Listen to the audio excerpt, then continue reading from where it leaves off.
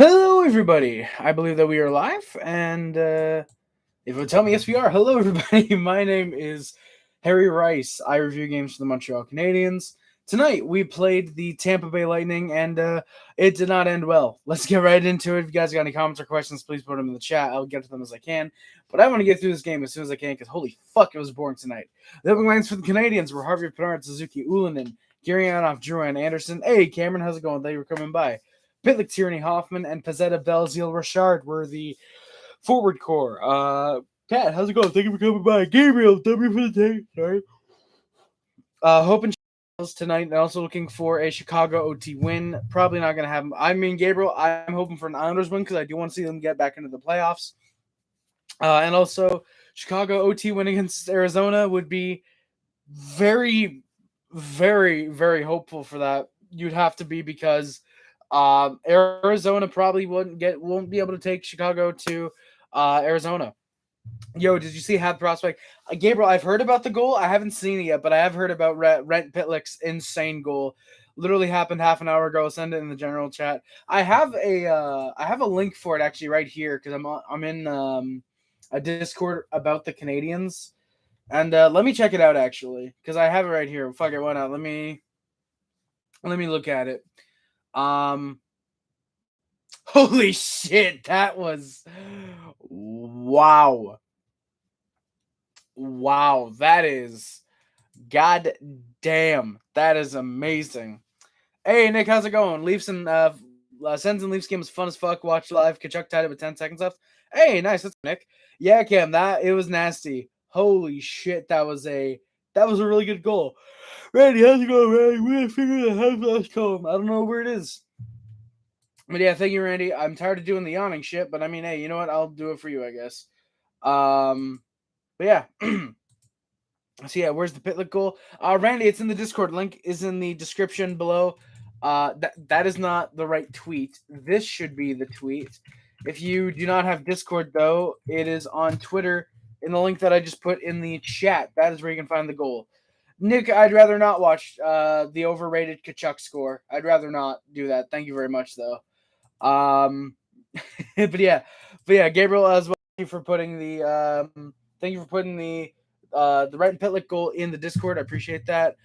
Cam, I don't give a fuck about Nasher if he tweeted about the goal or anything like that. I genuinely couldn't care less about Nasher. I think he's a sellout. He's a fucking dweeb, in my opinion. Matheson, Barron, Edmondson, Savard, and Kovacevic Weidman were the defense pairings. Sam Montembeau, I'm just telling him, hey, no problem, Cameron. No problem, man. Don't worry about it. Kind of reminds me of that Bobby Ryan goal when he was on Anaheim like 10 years ago. Have you seen that before? I don't think I have, Cameron, actually. Or Cameron, Gabriel. I don't think I've seen that one before, actually. Montembeau gets yet another start between the pipes.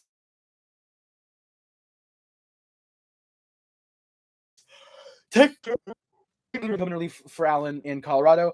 Came in, went out, then came back in last game against Florida, and he got the start in this game.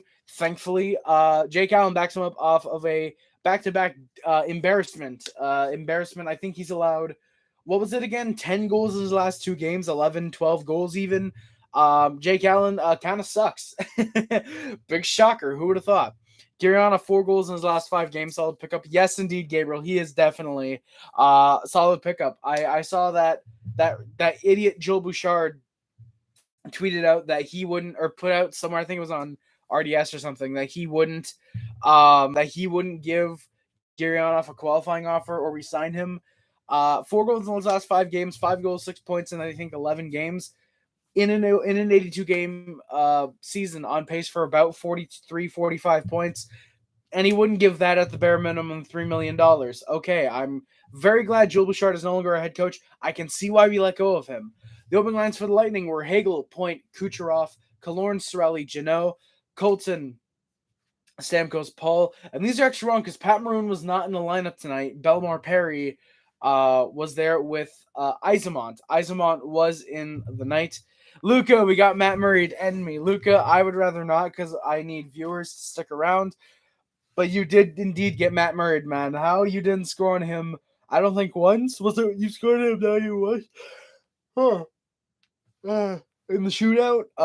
That's funny. Lucas TV with the wonderful cock. Thank you. I love it. the message, not cock, but yeah. But it was it was Isamont with Belmar and Perry. Hedman, Perbix. I don't know if Perbix was actually in the game because I don't recall seeing him once on the ice. Sergachev, I don't know if that's just the game he plays, but I didn't notice Perbix on the net on the game. I didn't notice him on the net because he wasn't on the net tonight. Sergachev, Radish of the Darren variety. Tyler is in Chicago. If you're like me, I didn't know that there was another Radish. Cole and Chernak were the blue line. Those were the blue line pairings. Brian Elliott gets started net, and Vasilevsky backs him up. Finally getting a break. Finally getting a break from starting like 17 straight games, something like that. You shouldn't have added anything to what you just said. You just embarrassed yourself. No, I didn't, Lucas. I meant to say that. 5-4 shootout loss. We scored 3 on him in the shootout and still lost. Yeah, no, Lucas. I meant in the shootout. Yeah, Luca. Thank you for letting me know that was a 5-4 OT loss. That's funny. I'm hoping he will because that'd be really funny. Sergachev by far the cleanest player in the league. Exactly, Gabriel. Sergachev by far the cleanest player in the league. Never has made any dirty plays in his career. Never. He's Russian. How could he? He wouldn't. He's a Russian player. He wouldn't ever make a dirty play in his career. Come on. Yeah, let's go. We got some GGs in the chat for Lightning and Lightning fans being respectful. That's a fucking joke and a half. Leafs and Sens fans being respectful. That was like a Leafs home game with the crowd, and then there we go. As I said, that being respectful. It was like a Leafs home game. I mean, to be fair, it's Ottawa. They don't have many fans, so it probably would have been. It's probably a Habs home game when the fucking Sens play the Yotes. You know, I didn't watch the entire game, but did Drouin get any ice time? Gabriel, as far as I can tell, Drouin got no ice time at all. Drouin got 0 ice time. He was benched for the entire game. For some reason, I don't get why, but he did not get a single second of ice time. As far as I can tell, I'll look it up on my phone because I've got data right now. I've got data, so I'll be able to look it up faster than on my phone, more than likely. I don't remember. What do I look up? Montreal Canadiens game. No, box score. I'd want box score. I'm pretty sure he did not get a single second. News scores, whatever. ESPN, give it to me. But yeah, Gabriel. As far as I can tell, I don't believe that Jonathan Drouin got a single second of ice time. Unfortunately, can I click on the game schedule? No, I don't want box score. Thank you. Is that what I want? Box score? Yeah, so they weren't even so they didn't even list Jonathan Drouin as having stepped on the ice. I'm bored as fuck. Give me a franchise mode team. Chicago Blackhawks. There you go, Luca. So yeah, I don't think Drouin got a single second of ice time, unfortunately. They were saying that he didn't even get a second on ESPN, so that sucks. Before the game, there was a couple things to note. Firstly, congratulations to Lane Hutson on winning with Boston University. I want to say it was the Big Ten championship. I think something like that. I don't follow college hockey because it's overall not that fun, at least for me. Plus, there's not really many sources I can find to watch it because I'm not in America. But big congratulations to him, Lane Hutson, on winning with the Boston University team. I believe he scored 2 goals. He got the game winner and the game tying goal. Big congratulations to him on that. That's really cool. And the big story that was heading into this game, Jonathan Drouin, he missed a team meeting yesterday. He was replaced. He was apparently on the. Sorry, what? He was apparently on the 4th line, but again, as we just mentioned, he didn't get any ice time during the game. He was there was talk that he, I think, has usually been a very accurate reporter, put out that was supposed to be the case. Then other sources came out to retract that, saying that it was unconfirmed. Marty St. Louis didn't confirm whether or not Jonathan Drouin would indeed be a healthy scratch tonight or if he'd be playing. And then obviously I named him in the lineup. It came out that he would be playing. However, he didn't. He did not get any ice time tonight, and so that's his punishment. I don't know if it's going to last any further games, if he's going to be out, say, Tuesday against the Lightning as well, back home in Montreal. I don't know if it's going to be he gets 3-4 minutes and he basically kind of has to work his trust back up, even though he's one of the last remaining Canadians and there's literally an AHL team on the ice and he's one of our best forwards. Yeah, I don't know what the case is going to be with Jonathan Drouin, if it's going to be an earn your trust back up thing or if it's just a, hey, one game, you learn, back to normal type of thing. I don't know what's going to happen there, but we'll obviously see, but he would be benched for tonight. Caden Gooley was also out tonight. I don't believe that they confirmed what he was out with, but yeah, this is another injury. You got to start looking at the Habs medical staff. At this point in the season, when there's no need to really be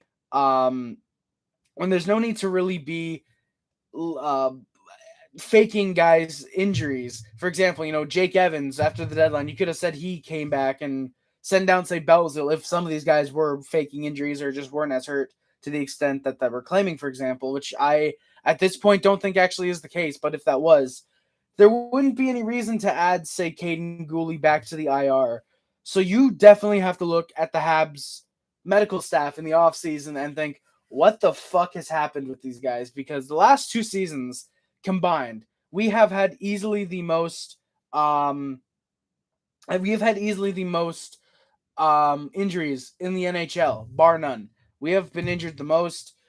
I believe we've lost the most man games in the NHL. So I don't know what's going on with our medical staff. We lost Gooley, like I said, and quite frankly, I agree with what someone that I saw on Twitter. I don't want to see Caden Gooley for the rest of the season. I don't want him to aggravate an injury any further. I'd rather shut him down for the season, play him again next season, and just go from there. We shut down Cole Caulfield. We shut down Arbor Jacki. We just shut down Christian Dvorak. Sean Monahan looks like he's going to be out for the rest of the year after playing the first, 28 games of the year. Jake Evans, it seems like he's out for the rest of the year. Yaroslav out for the rest of the year. Nick Suzuki is one of the few players left on the Canadiens that hasn't missed a game this year. And apparently he's been playing through some minor injuries too. But I get you need a couple guys on the team that are and I'm sorry, boys, I see a bunch of your comments coming through. I'll get to those in a minute. I just wanted to talk about this. I get that you need a couple guys let's go see Suzuki play, Suzuki and Anderson when he's been healthy for the most part. Matheson when he's been in the lineup. He's been fairly healthy since coming back from injury, knock on wood. But for me, I just feel like the better season you can have next year by shutting guys down this year and explaining to the fans, hey, this is to recover some of these injuries. This is to recover the injuries. This is for guys to recover from the injuries that they've suffered this year. We'll regroup and we'll get better next season, hopefully. We can hope for the best next year while clearing out the medical staff and improving them. Because, again, the most man games lost in a season, back-to-back years. Now, granted, the number this year is inflated by Carey Price, but still, the fact that Carey Price's injury was not detected by the medical staff. They allowed him to keep playing without shutting him down, telling him, hey, go home, rest over the next 10, 15 games or whatever. We'll handle this without you. It's better that you're at home resting so you can play longer over, hey, we need you right now. We don't care if you're hurt. Get your ass in net. For me, I would much rather have Carey Price injured and us lose 10 of 15 games and him still be able to play right now, for example, over, we got to the Cup Finals 1 year and that's it for Carey Price. He doesn't get his Stanley Cup.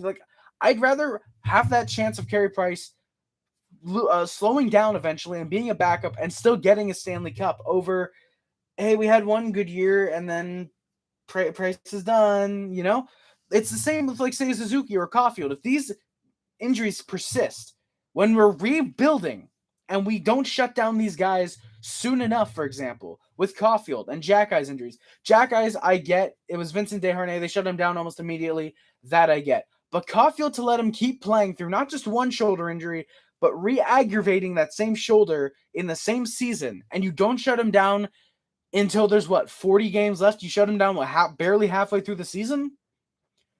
This is your future 50 goal scorer right here. This is your future face of the offense, basically. Suzuki is more of a two-way guy. Caulfield is meant to be your face of the offense, your 40, 50 goal scorer. The guy that you're basically building the offense around is Cole Caulfield. Cole Caulfield, Nick Suzuki, Kirby Dach, and whoever we get in the draft this year is probably who you build that offense around. Down 20 games in, if that's when he's injured, and that's when he suffers an injury, that, okay, I know, worse, we got to shut you down. Because who knows if it gets to that point of surgery? Who knows if it's just a rest 30 games, let it heal, we'll go from there.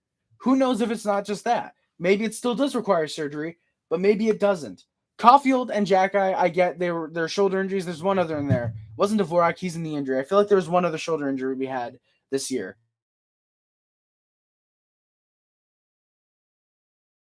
Those guys are going to be back in time for preseason and the regular season. They should be good to go. They're expected to be. But I don't get what's going on with their medical staff, that we've lost this many man games, this many players. I swear to God, the amount of players on our injured list right now is longer than the list of players we have in the lineup.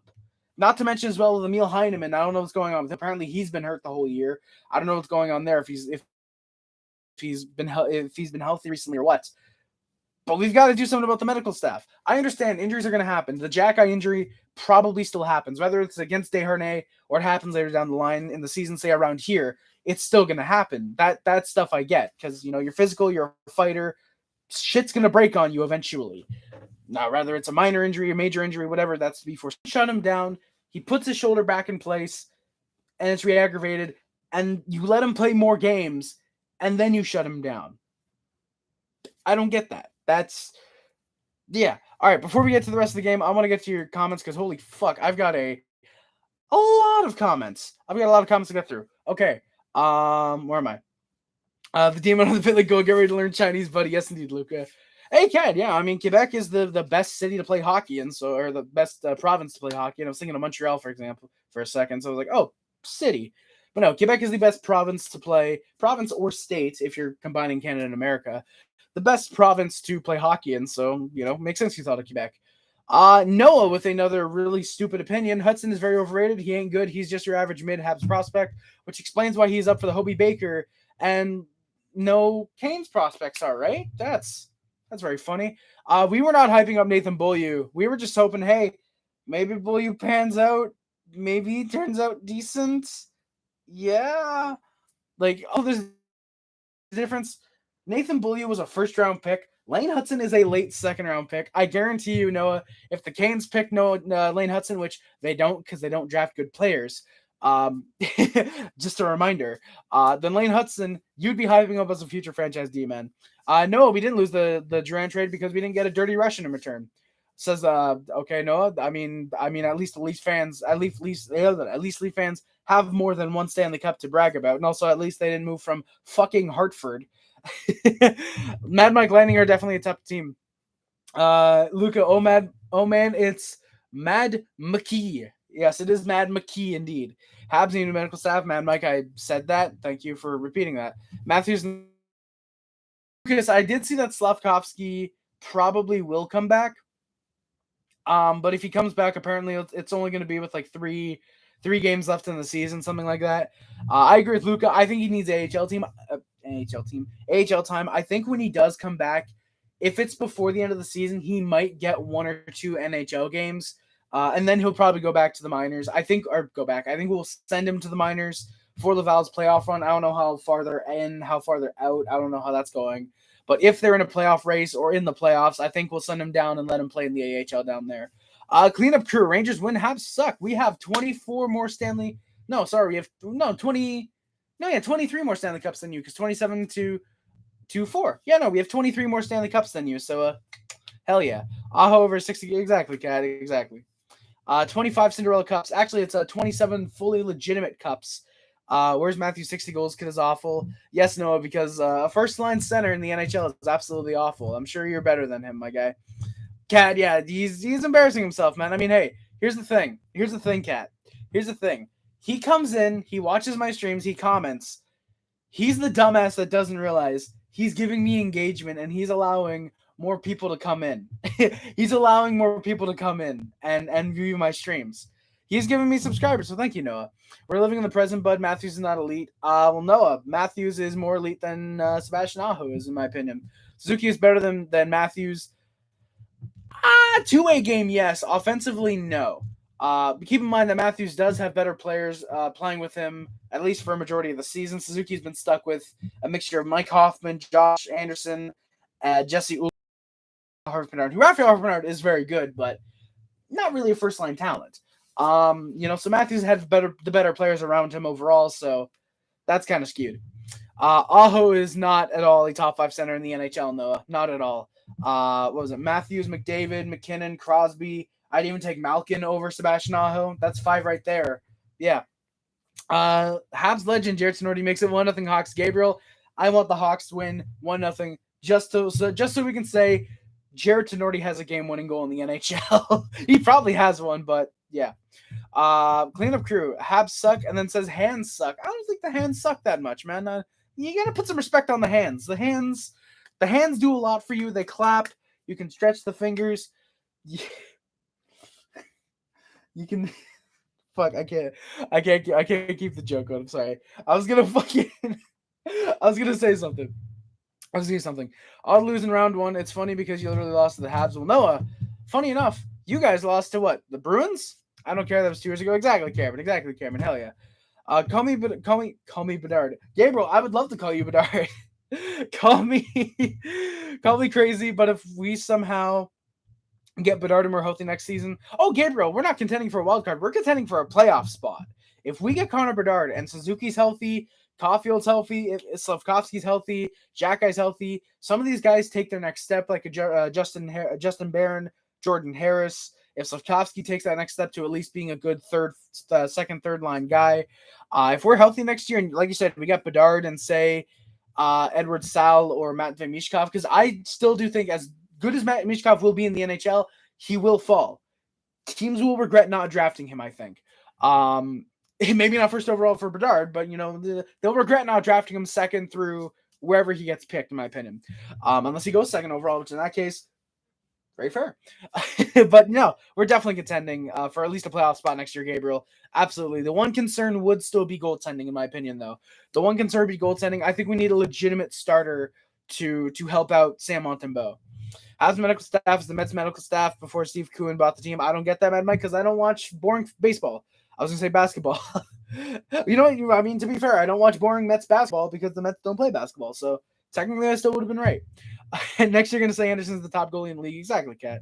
Hedman's been fine. Oh, Lucas, has he? Because it's weird. I saw him on like the opening night injured reserve for some reason. I don't know if that's just been like I don't know if that's just been a loophole we've been using for whatever reason, but I feel like I have seen recently. I've seen Heineman on the opening night injured reserve. That's weird. All right, check general chat. Yeah, I'm assuming it's in the league. Leafs give up a season high 52 shots. Jesus. That is nuts. Lucas, we already saw that goal. It was pretty damn good. It was pretty damn good. Thank you for shouting it out though. Thank you for shouting it out, man. Hey, Kat, don't worry about it, man. Don't worry about it. No, you can share your opinions. That doesn't mean that we're gonna say they're wrong. That doesn't mean we're not gonna say they're wrong though, because they are. Canes go further than the Habs and the Leafs forever. Yes, no, because the Canes made the Stanley Cup final in the last 3 years. Definitely. Canes medical staff is top of the league. Is it though? Teams will pass on Michkov because of the Russian factor. Exactly, Gabriel. Actually, his contract apparently ends before the 15-16 season. The 2025-2016. The 2025-26 season, if I remember hearing correctly. So it's only 3 more years of Michkov being in the KHL. But then again, I think you have to look at guys like Artemi Panarin, and I think Vlad Tarasenko is one as well, and Kirill Kaprizov. These are guys that, okay, well, sure, Panarin wasn't picked, Kaprizov was a 5th-round pick, and Tarasenko was a 1st-round pick, sure. Look at all of those guys. They were Russian forwards in the KHL, and there was a risk that they would never come over to the NHL. For the KHL. They never come over to the NHL. But for those guys, helped them immensely. Panarin, top 10 player in the NHL right now. Tarasenko, former 30-40 goal scorer.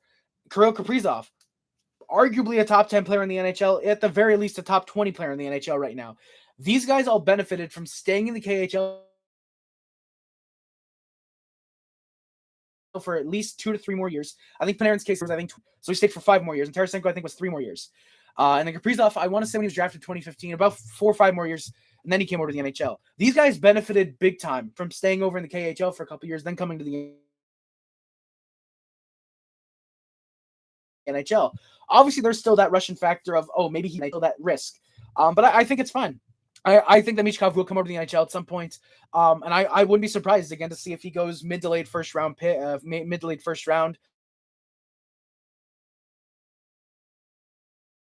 I think that's when a team takes a risk on him. I can't see him falling to, say, the sound. The third round, I think I've seen a few people saying he might fall that hard.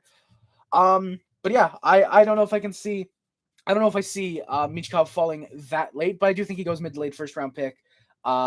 He's apparently still projected 3rd overall, which I'm happy with, but yeah, we'll see. Carter Hart to Montreal. Luca, if Carter Hart goes to Montreal, I don't know how I feel about that, because if it's something where it's, say, Carter Hart and a first for Josh Anderson, because that's what the Flyers would have to do to get Josh Anderson, in my opinion, I would probably be fine. If it's like Carter Hart for, say, I don't know, let's just say Logan Mailloux and a second, for example, I wouldn't want to do that. I don't think we would give up Logan Mailloux because he does look to be a good future top 4 offensive defenseman. Yeah, I don't know if I'd say I'd want Carter Hart unless the return is very, very low, because Carter Hart has not proven himself in the NHL, in my opinion. Mad Mike, you're saying what I was saying. They should have shut down Caulfield after the first shoulder injury. To be fair, though, they didn't really know, I don't think, the extent of how badly injured Caulfield was after that first shoulder injury, Mad Mike. I don't think they knew how badly he was hurt. The Canes saved Anderson's career more. I don't know about that, Noah. To be fair, you guys have a really good decor, so like most goalies are gonna do good there. Like fucking look at what's his name that you guys let go for nothing. Alex Delkovich played great in Carolina. You didn't want to give him $3 million, so you traded him for what, a 6th round pick and James Reimer, who then said, I'm going to fucking Hartford. Yeah, no, I'm gonna just retire, because I'm pretty sure that's what he did, is just retire. So yeah, I don't know if I'd say that, you saved Anderson's career, more so than just Anderson's playing in front of a good team, you know? I think that's probably the case. Exactly. You guys probably don't want Anderson in Toronto. Exactly, Carolina. Exactly.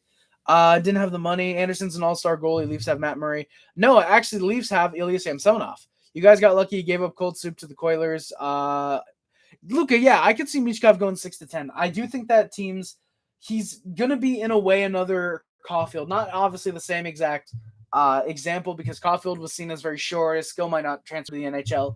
And Michkov, he literally might not be allowed to come over to the NHL unless he sneaks out of Russia. But like still, like you get the comparison. Like I think those are going to be the big guys of their draft, where you look at them and say, how did this guy fall this far? I think when you're doing redrafts in, say, 20 years, when these guys' careers are probably done, Michkov actually 20 years from now, he'll be like 38. More than likely, when these guys' careers are probably finished, or at least coming to an end, you're going to be looking at these drafts and thinking, how did Caulfield not go top 5, and how did Michkov not go top 3? Probably not first overall. I don't think he beats out Connor Bedard. But like, how did this guy not go top 3, you know? So yeah, who'd you started then Joseph Wall? No, I just said Ilya Samsonov. Michkov goes 6 to 10. Also for Hart, it's probably for. I don't know if I'd want to do the Florida first 1-for-1 for Carter Hart, Luca.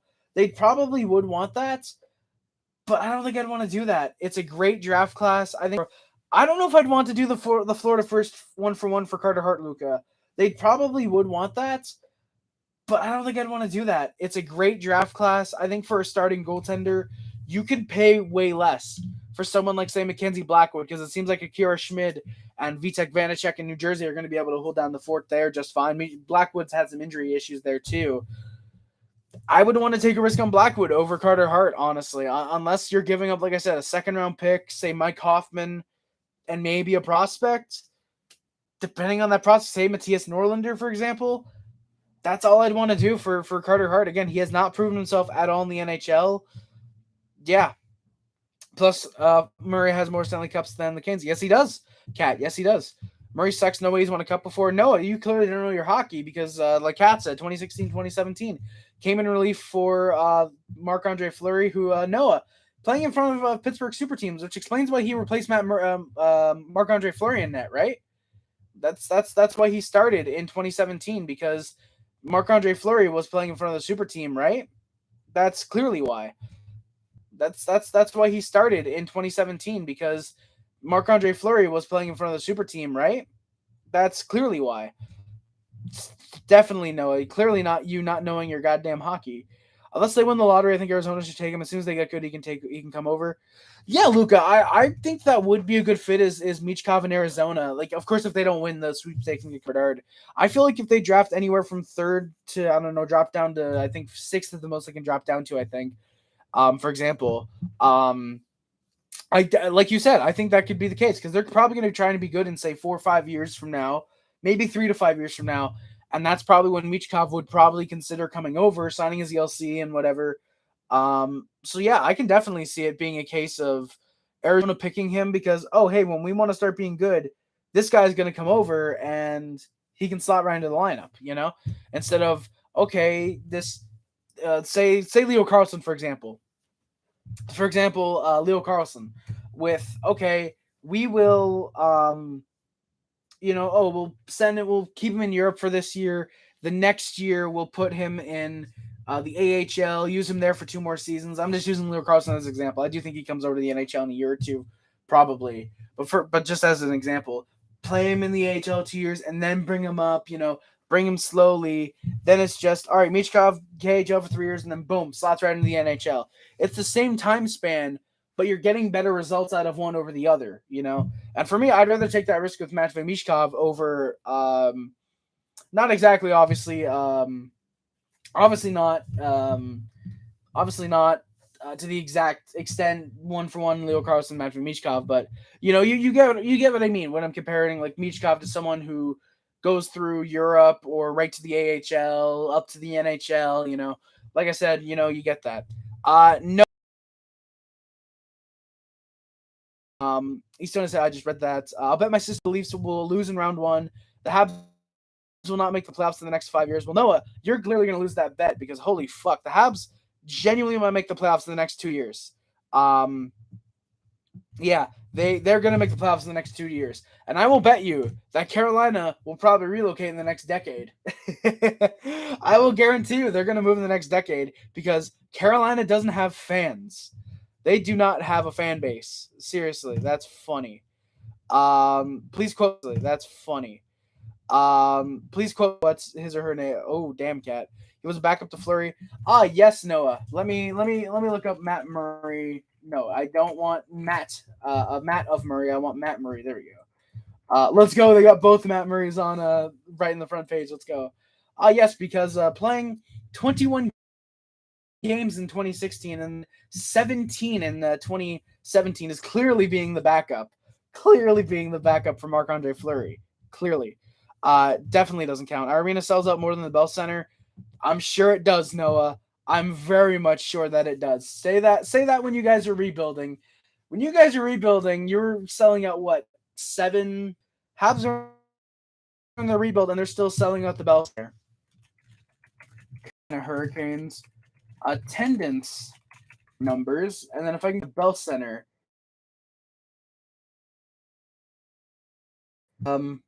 Okay, so home attendance. All right, let me do this. Montreal Canadiens home attendance 2005 to 2020.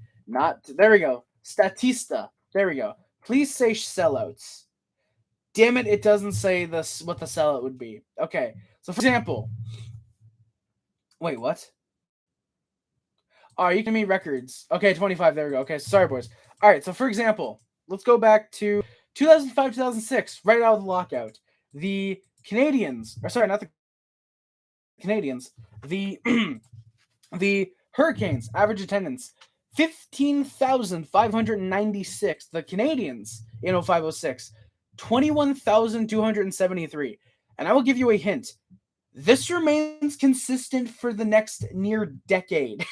Every season, 05-06 up to 13-14 was 21,276, and then it actually goes up because the Bell Center expanded seats slightly. 14-15, 21,286.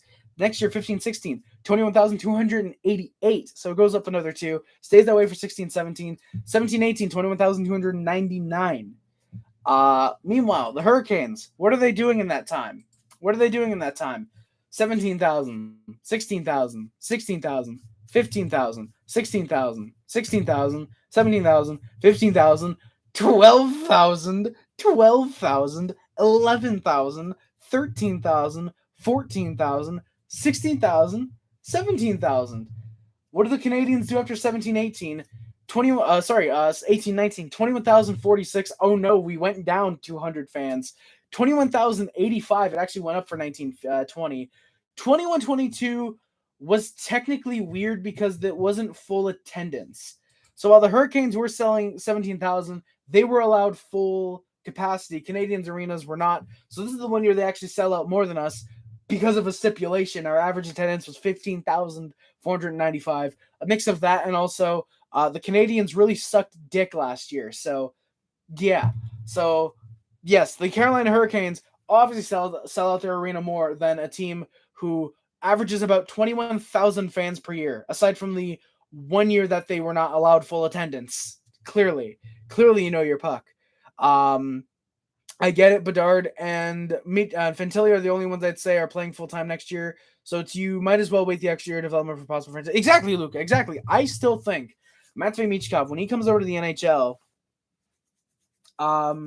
clearly, I still think when Matvei Michkov comes to the NHL, he will be in his career high a consistent 40-50 goal scorer and a career high of 60 goals. I genuinely think Matvei Michkov is the next incredible Russian goal scorer. He is the next Alex Ovechkin. I will argue that. He is a smaller, I would argue faster, Alex Ovechkin. Maybe he won't score as many goals in the career, obviously, but will be the same type of goal scorer. He won't be, like I said, he won't score as many goals. He won't be the best goal scorer in the NHL of all time, but he will still be the next Ovechkin in terms of the next greatest Russian goal scorer. Exactly, Cameron. Habs have the highest attendance rate this season. That's literally all you got to see. The team with the best young core in the league won't be rebuilding anytime soon. You're right, Noah. The Montreal Canadiens won't be. I was just gonna say the Canadiens for something. I said that I felt the reason to say Montreal Canadiens as opposed to the Nashville Canadiens, of course. Canadiens, of course, definitely won't be rebuilding anytime soon. Exactly, Noah. Best young core won't be rebuilding anytime soon. Exactly. We got the best young core in the league. We got the best prospects. We're probably a top 3 prospect core. And once we get prospects in this year's draft, we might be number 1, depending on how many of those prospects come to the NHL next year. If it's Bedard, it'll probably be top 3 because I will argue, if you play 2 seasons in the NHL, you're not a prospect, especially if you're under 20 and play 2 seasons. I will argue. Buffalo best young core, and I'm a Sens fan. Luca, I did forget about Buffalo. Canadians have the second best best prospect pool in the NHL. Plus, this is also, keep in mind, we're taking out now Suzuki Caulfield. I will take out Gouli because of how good he's played. Because of how good he's played in his rookie year, he does not feel like a prospect at all. He does not look like a first-year player. He genuinely looks like he's 26, 27, and he's been a veteran in the league. That's how good he looks.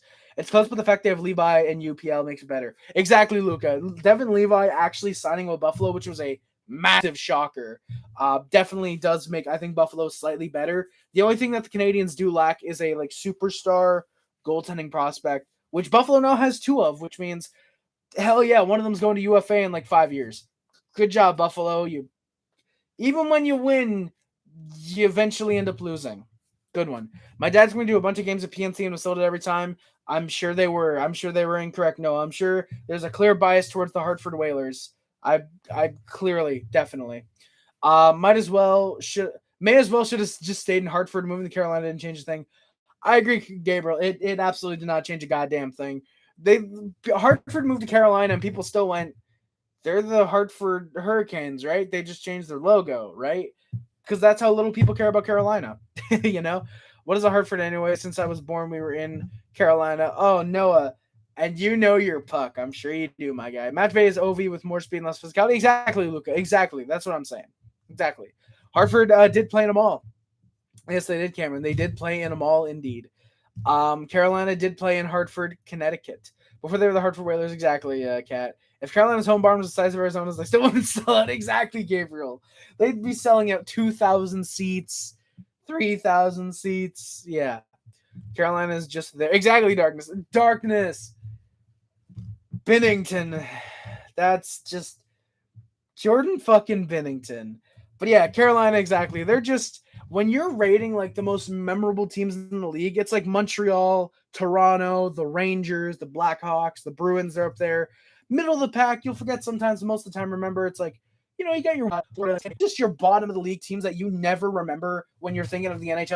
You got the Hartford Whalers, you know, the Atlanta Flames before they moved to Calgary. You got Kansas City. You got the first Pittsburgh team, the Pirates, because they were a hockey team before they were a baseball team. I actually know my puck. They were. That's where Hartford is. That's where Hartford is. They're in the bottom. Actually, no, I can't even insult Hartford. That's Hartford Whalers. Nobody wanted the Carolina Hurricanes. Nobody asked for the Carolina Hurricanes. Everybody wanted the Hartford Whalers. Like, come on. I never knew that, but this just means our global fan base is larger than every other team. No, it doesn't, Noah. You're just a fucking retard. I'm pissed at the referee robbed us. Well, Darkness, if it hadn't been for Jordan Binnington fucking putting his blocker and punching Ryan Hartman in the face, there wouldn't have been a goalie fight. So blame Binnington. Hot in the NHL. Habs ice the puck. Are they getting the game? I want to get this done with. Habs ice the puck 10 seconds in. Sorelli gets a good chance in the slot. It was good early on. Lightning then ice the puck. There's a good push for points line. Hagel is down by a Chernak shot. And the Canadiens score. Going back the other way. Mike Hoffman alone in the slot. Wrists it past Elliott. Good cover. Good eye on Hoffman to just get loose and make sure nobody is covering him. Suzuki and Savard with the assists on that one. It's a 1-0 lead. It's a 1-0 Habs lead. Just because we're talking young cores. Yes, Luca, exactly. The Wings, in my opinion, have the most overrated prospect pool in the league. They have Mo Seider, who is going to be a top 10 defenseman in the NHL, maybe top 5. I like Mo Seider. Lucas Raymond's a good right winger. Simon Edvinsson is really good. I'll give him that. He's really good. And like you said, that's it. They have that fucking big dude who scored against Montreal, who was really impressive against them.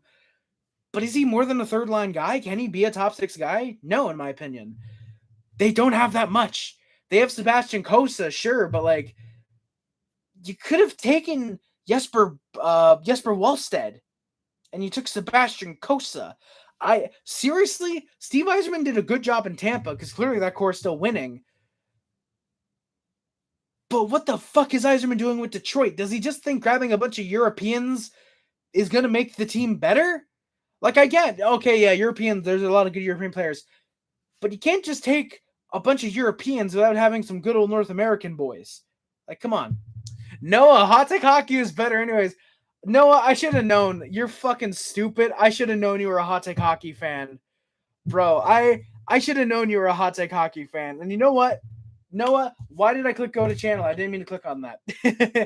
I'm going to give you a sub. No. You get the retarded question of the day, or retarded comment of the day. Hot Take Hockey is better. I'm going to look like Fred Durst. Chia, Limp Bizkit. Hot Take Hockey is better anyways. I'm tired of fighting with Habs fans. They don't know much. Well, Noah, you're the one who doesn't know much puck. You're the one that didn't know that Carolina used to be in Hartford and honestly should still be in Hartford. You're the one that didn't know that Matt Murray won back-to-back cups. You don't know your puck, my guy. And the fact that you actually like Hot Take Hockey, my guy. Bro, my guy. If you are exclusively watching Hot Take Hockey for your hockey coverage, you're stupid. Now, if you watch guys like, okay, if you watch like me, the hockey guy, other people out there, and then you watch Hot Take Hockey, that's fine. But if you exclusively look for hockey coverage from Hot Take Hockey, I don't know what to tell you because John is one of the most overrated guys that I've seen on YouTube being hyped up. One of the most overrated guys that I've seen talking about hockey. It's him, Gravita, and like Steve Dangle are up there for the top 3. I like Dangle when he's doing the trade tree videos, but when he's actually talking Leafs and talking real hockey, yeah, I just feel like for me personally, if you're watching Hot Take Hockey, Gravita, and Steve Dangle exclusively for your hockey coverage, you don't know hockey. You do not know hockey. Noah, better yourself, my guy. All right, let's keep going. Nama, you see, this is a blessing in disguise. Gets us a look at Hoffer, who's the backup next year. Probably Darkness. The only issue is that Binnington's still your starter, which means you're still probably going to lose 60 games next year. Hoffer franchise mode goat. Somehow, yeah, Luca. I feel like I've seen Joel Hoffer do really good in some franchise modes. Kosa, exactly. Kosa over Wallstead will haunt them. Absolutely, Luca. I think Jesper Wallstead is going to be amazing in Minnesota. Genuinely, like, if anything, Minnesota should be thanking Detroit because I think Jesper Wallstead is a Minnesota Wild name. He will be a top 5 goalie in the league. It's like him, Devin Levi, UPL, Dustin Wolf. Those are future amazing starting goaltenders in the NHL. The fact Buffalo has 2 of them is fucking weird. Sebastian Costa is the most overrated goalie prospect in NHL history. You, my sir, clearly have never met Caden Primo or Mark Denis. He's trying to find a Datsuk. Exactly, Kat. He's trying to find a Datsuk, which I get is fair because Datsuk, Zetterberg, I think Yzerman himself was a late round pick. No, not him. Another one of the core members. Fedorov, I think, was a late round pick. I get trying to find another Datsuk or Zetterberg by drafting Europeans. But just drafting Europeans is not going to get you that Datsuk. It's doing smart scouting, picking who you believe is going to be the best player at that position, regardless of how long it might take them to get there, and possibly finding that Datsuk. That's what it takes. Exactly. See, Cameron watches both me and Hot Take Hockey, so he gets the stupid opinions, and he gets even more stupid opinions. No, but one person's out there going, I like that joke, Harry. And I respect you. I respect that one person saying that you like that joke. But you see, he gets the varying opinions. He gets the loud, obnoxious John, and then he gets the level-headed Harry, who actually does his research when he talks about shit and doesn't just spew random bullshit. I mean, to be fair, he's got 2 firsts this year. I also never forget about Casper. Lucas Casper, I don't know how I feel about Lucas Casper. On one hand, I think he could get to that good second line forward role. But at the same time, part of me does see him as a consistently good third liner in the league, which is still good. That's still making the NHL. But I don't know how I feel about that. I don't know how I feel about that personally. Makes sense why he loves Hot Take Hockey. Exactly. They both cry and whine together, bro. Legit. I was thinking about messaging John. I'm still thinking about messaging John to ask him to apologize for that fucking stuff that went on. And also, boys, notice if you guys did not listen to the diss track I did on John, you might want to listen to that because that's just a fucking banger. But also, he never responded. He never once responded to me. I don't know. I think that says that I won it already. I think that says I won the beef still. I think that still says that. Next up, he's going to say, Alex, your avatar. I was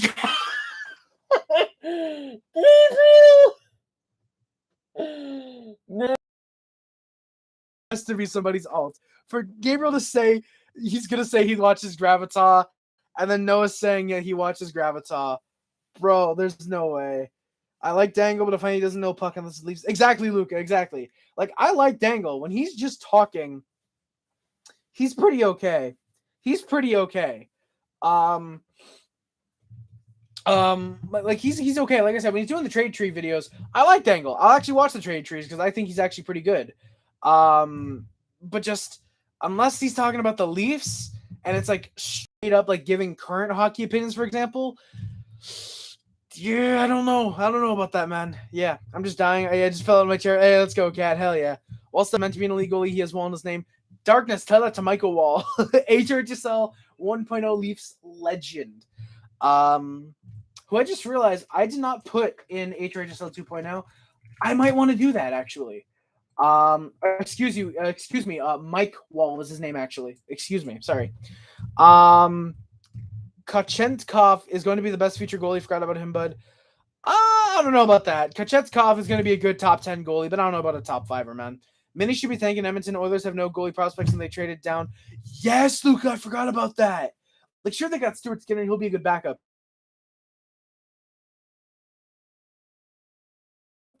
But I forgot. I traded with Minnesota. I forgot about that. Hey, Intertap, I'm doing very good. I hope you're doing good too, my guy. Hot Take Hockey would kill you in a diss. You're ducking him in the ring, but he called you out a month ago. I'm sure he did, Noah. If you can find me the video or the tweet, like if you can tell me what the video was called or tell me what I was going to say post the tweet. I can't tell you to post the tweet. Join the Discord and post the tweet in general chat where he called me out or whatever. Or if you have a screenshot or something, post that there. Because if he actually did call me out, I wouldn't know because I don't watch his garbage content. I don't watch bad YouTubers. So I don't watch Hot Take Hockey.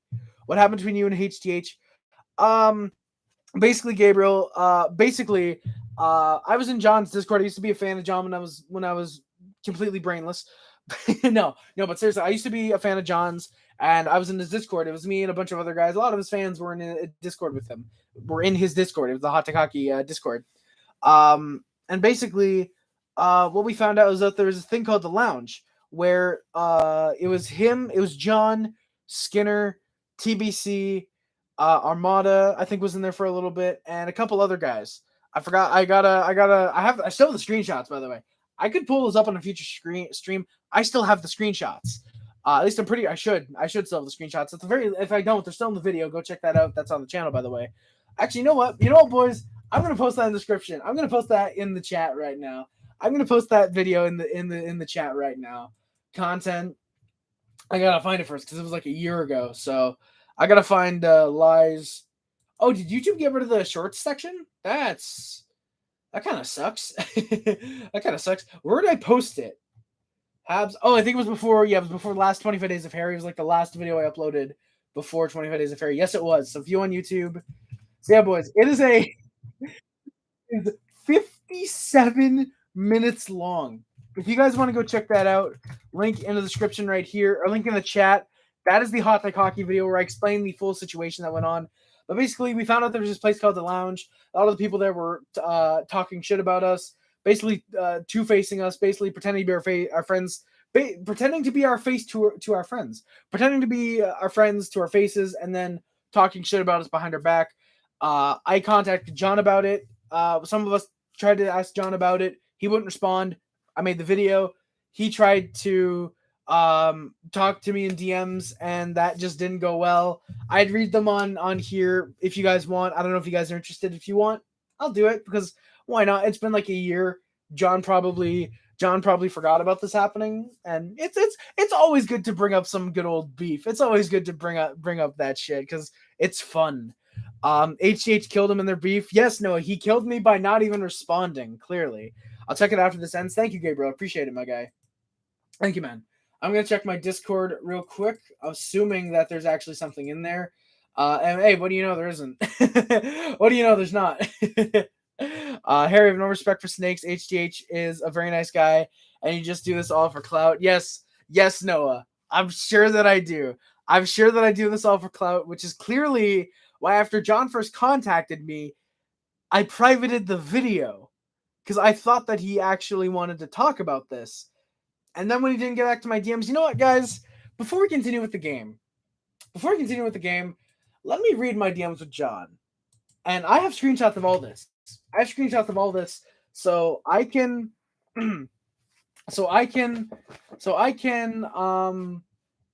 oh my god, I forgot how many messages we exchanged. Jesus Christ. Jesus. Oh my god. Jesus. HH makes all the root of every single one of these problems. Exactly, Gabriel. He does. Harry wins in a rap battle, though, because Harry insane at rapping. Exactly, Cameron. Guys, just go back and look at the end of the last stream. Listen to the insane bars I dropped at the end of that last stream. Or if you're in the Simile Discord, click the pinned messages. Just beware for the end of the second video, because it gets a little loud. Or the first video, if you're clicking on them. Click the second video, and then the first video if you're looking at the pins. I pinned them wrong. But yeah, what a quote, Tap. Sometimes beef tastes better when properly marinated. Exactly, Tap. Exactly. When you look back, sometimes it's just a little bit better than it used to be, Exactly, Tap. Claps and W's in the chat for that quote by Tap, by the way. Harry wins in a drip rap battle. All the important battles Harry sweeps. Yes, I do. And you know what? I grabbed my watch, but it's not here. It's in the other room. Damn it. Sometimes the beef is burned. In this case, Harry is the real loser. I will no longer support you. Oh, man, Noah, because I'm going to expose your precious little HTH. Oh, why don't you go tell him about it? Why don't you go tell him how he's being mean? Come on, Noah. Come on. All right, so I'm going to summarize this. Actually, no, I'm gonna read a couple of these messages. If I find that if I'm just kind of repeating myself regarding both me and John's messages, then I'll just kind of like skip around and actually what I'll do is I'll summarize when the video first came out, and then I'll read the follow-up messages is what I'll do. So John basically just asked why people are sending him stuff about me making a video on him. Good, we don't want any HGH stands there worse than Dream stands. Darkness, arguably. Yeah, John just basically saying people think that I'm calling him out, which if he's seen the video, no shit. Speaking of John, we got a different John. It's John Speed in the chat. Let's go. Hey, John, did you remember? John, you remember when I called you out in that HGH video, right? We got John Speed in the chat, boys. Let's go. But John, what timing, by the way? Who called me out? I called HGH video. Don't you remember? What timing? But yeah, so John says people think I'm calling him out. If I had a problem with mods, I should have come to him. Which, yeah, exactly, Darks. You couldn't have timed that any better. It's almost like I DM'd him saying, "Hey, yo, come to the stream." Unfortunately, I didn't, but that would have been really funny. Telling him that I tried to get in contact with him, but nothing was ever done. He then says, individuals were removed or talked to, and I haven't been notified since. And then, does anyone really win a rap battle asking for a friend? David, yeah, I think some people occasionally win rap battles. A lot of them are kind of cringy and not really good, but occasionally you do have a winner of a rap battle, at least in my opinion. Then John says, quote, "You have made statements that include slurs and other extremely over-the-line comments. I even said that you could be welcome back at some point if you didn't do that again." Posts? Yeah, exactly, Cameron. Harry 100% of the time, yes. He doesn't post any evidence, any screenshots of stuff that I've said. He just throws this accusation out there. And says that he's not done anything wrong, and then if I want to call out people, it's my call. But how is it fair that I call him out? When firstly he was in that group chat, obviously, because it was in his server, he saw this going on and didn't do anything about it. Yeah, you still live? Yes, I am, Enzi. I've been live for over an hour, basically over an hour, 58 and a half minutes. Since I'm stuck outside waiting for the bus. Hey, well, thank you, Enzi. I appreciate it. We're just talking about the HGH beef once again, because Noah is apparently a hot take hockey fan. Nikhil, no offense, but you need to get off the platform. I'd rather not, Nikhil. I'd rather not, my guy. Stop ducking and fight him at the Bell Center. Get a job or something, bro. Nikhil, why don't you tell that to John? Because he does YouTube. Why don't you tell that to everybody who does YouTube, Nikhil? Come on, my guy. Come on. I expected better out of you. Stop ducking and fight him at the Bell Center. Why August 25th specifically? Noah, why specifically August 25th? I don't think I have anything planned. Okay, that's a Friday. Usually boxing events are held within usually a Friday, Saturday. Yeah, that would work. No worry, John. I know the name John says it all. It kind of does. Hey, Harry, before I go to the HGH videos, there beef between you and HGH? Yes, there was. Yes, there is, Randy. I'm explaining that now. Basically, just to recap before I continue with the messages, John's mods were in a group chat with him, and they were talking shit behind our backs, pretending to be friends to us, to our faces. It was me, a couple other guys that he was like this, and he was like this. That John would be in that group chat, and he'd be able to see what they were saying, and not be able to call them out and say, hey, you probably shouldn't do this, but he didn't. I called out the mods, and John had a problem with me doing that, basically. So, Randy, that's what the beef comes down to, and also the fact that John makes really shitty videos. John can't rap. I actually featured that in an old video of mine. He deleted the rap, I'm pretty sure, but I still have it. I have one of his raps. There's another one he did that I don't have. Yeah, I used to do some editing for Graviton. I remember that John Speed. I don't even know what to say about this beef. NZA, I don't either. I'm just recapping it for fun. Nikhil, this hair guy sits all day and talks shit behind a camera. HH is a fit dude with proper training. I would fear your health. Oh no, Oh no, I'm really scared of John Hot Take Hockey. Oh no. I remember watching the video and then left immediately after because I refused to be on the server. Hell yeah, Darkness, let's go. W for Darkness. Exactly, bro. I had Ron McLean on his channel a week ago, Gabriel. Seriously? This is about the thing with John. Like, okay, he has NHL connections. He has guys within the NHL that he can talk to. Pretty sure in the first episode of his podcast, his co-host, Luke, whatever his name is, Luke Riveros, doesn't he work with the NHL? And that's how he gets his connections, not because he's legitimately talented and he's going to people and they're looking at his content thinking, wow, this dude knows his stuff, I want to come on here, but rather just his fucking cousin or whoever's on the podcast with him saying, hey, you should come do this thing, we'll pay you. Like, come on. You really cannot expect John to be talented. HTH is the definition of a soup. Of a soup.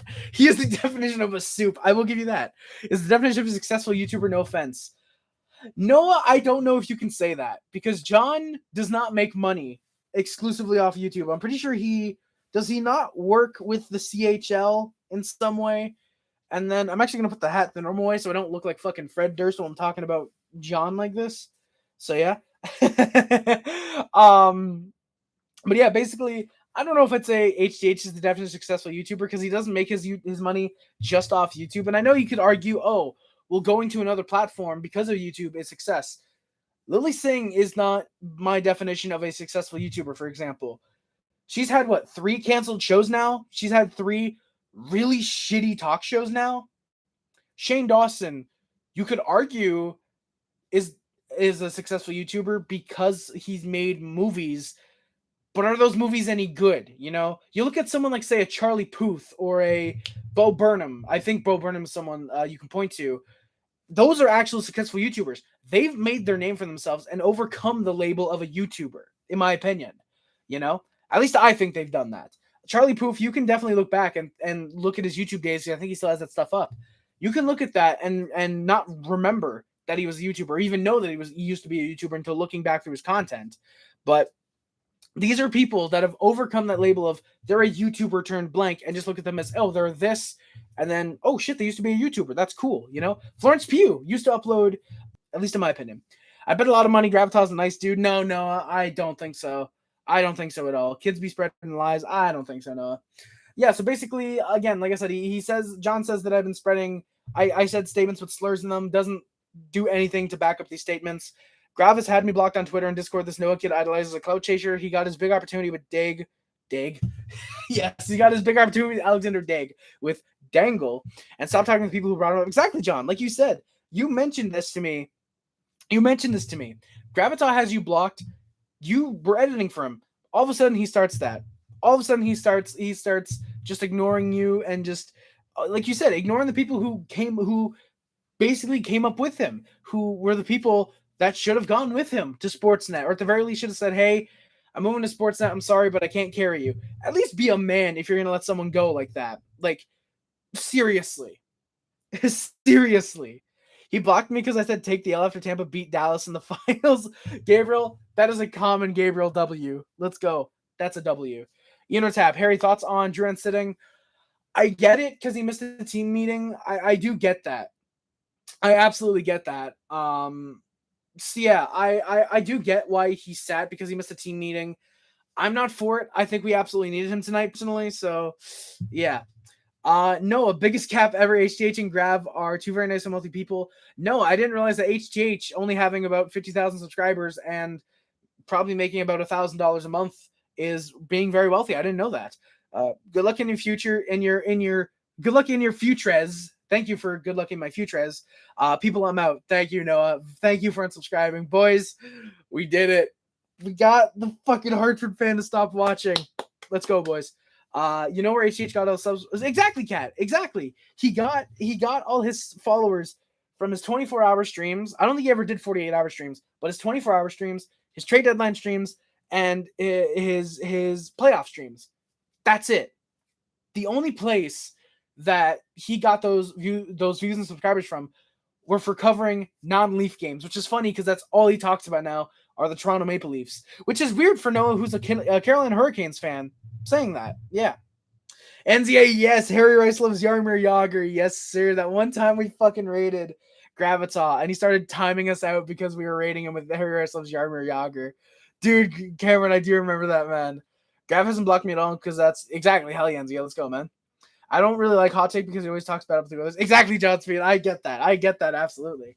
If a well-known sports person makes a bad take in front of HGH, John always sucks up to him. But when this... Exactly, Gabriel. I didn't even bring that up because I don't watch his content, Gabriel. I guess you watch some of his videos, but that's something great you can bring up. That's... If a well-known sports person makes a bad take in front of HGH, he always sucks up to him. Yeah, I'm sure he's just like, oh, yeah, I see how you could think that, blah, blah, blah. I personally think differently, but, I can see why you think that. Sucks up to him, just, nothing really bad. And there was a random person in the chat, oh, you're so stupid, bud. I'm going to prove you wrong, blah, blah, blah, blah. It's like, Jesus Christ, John, chill. I remember back when I used to watch his streams, how pissed he'd get when someone makes a quote-unquote bad take to him. Does he talk bad about the Habs and Flames? I don't really watch his videos. NZA, from what I remember when I used to watch him, he'd usually say okay stuff about the Canadiens, some stuff good, some stuff bad. I don't know about the Leafs, though. I don't remember hearing John talk much about the Leafs. Remember when he started, Harry, there was nobody else. Exactly, Kat, exactly. When he started streaming, there was almost nobody for hockey. It was like him. Very rarely the hockey guy would do live streams. And I'm struggling to find someone else. Maybe Grav was streaming at that point. You'd find a bunch of well, I'm kind of talking about myself here. You'd see basically a bunch of nobodies and then John, which is funny as well. Because I've talked about this before. And we'll get back to the game. I'm sorry. We're probably going to be live for like 2.5 hours. I'll get back to the game eventually. But it's funny. Because how I got introduced was from John off the wall hockey. He came into one of my streams and said, hey, dude, you should check out Hot Tech Hockey. He's a really cool channel. John, I don't know if he got other content creators like Off the Wall and other people. I'm not saying John and John because obviously get confusing. I don't know if Hot Take Hockey got Off the Wall Hockey and other guys to be like, hey, you guys should when you're watching other YouTubers, you should try and get try and self promo me to get them to watch me because then it'll mean more people coming through and more better streams, whatever stuff like that. Yeah, it's funny that's how I got introduced to John. Not because I found one of his streams and I liked his content. No, I was told to go check him out and I did. And I happened at the time to like his content because for some reason, like you guys said, there was nobody streaming hockey at that time. So for me, I was like, oh wow, yeah, this is really cool. Oh, this is really cool. Someone's streaming for hockey. Someone else streaming for hockey. I'm going to check him out, And now literally everybody does hockey. John is lucky to get 200-300 viewers on his stream.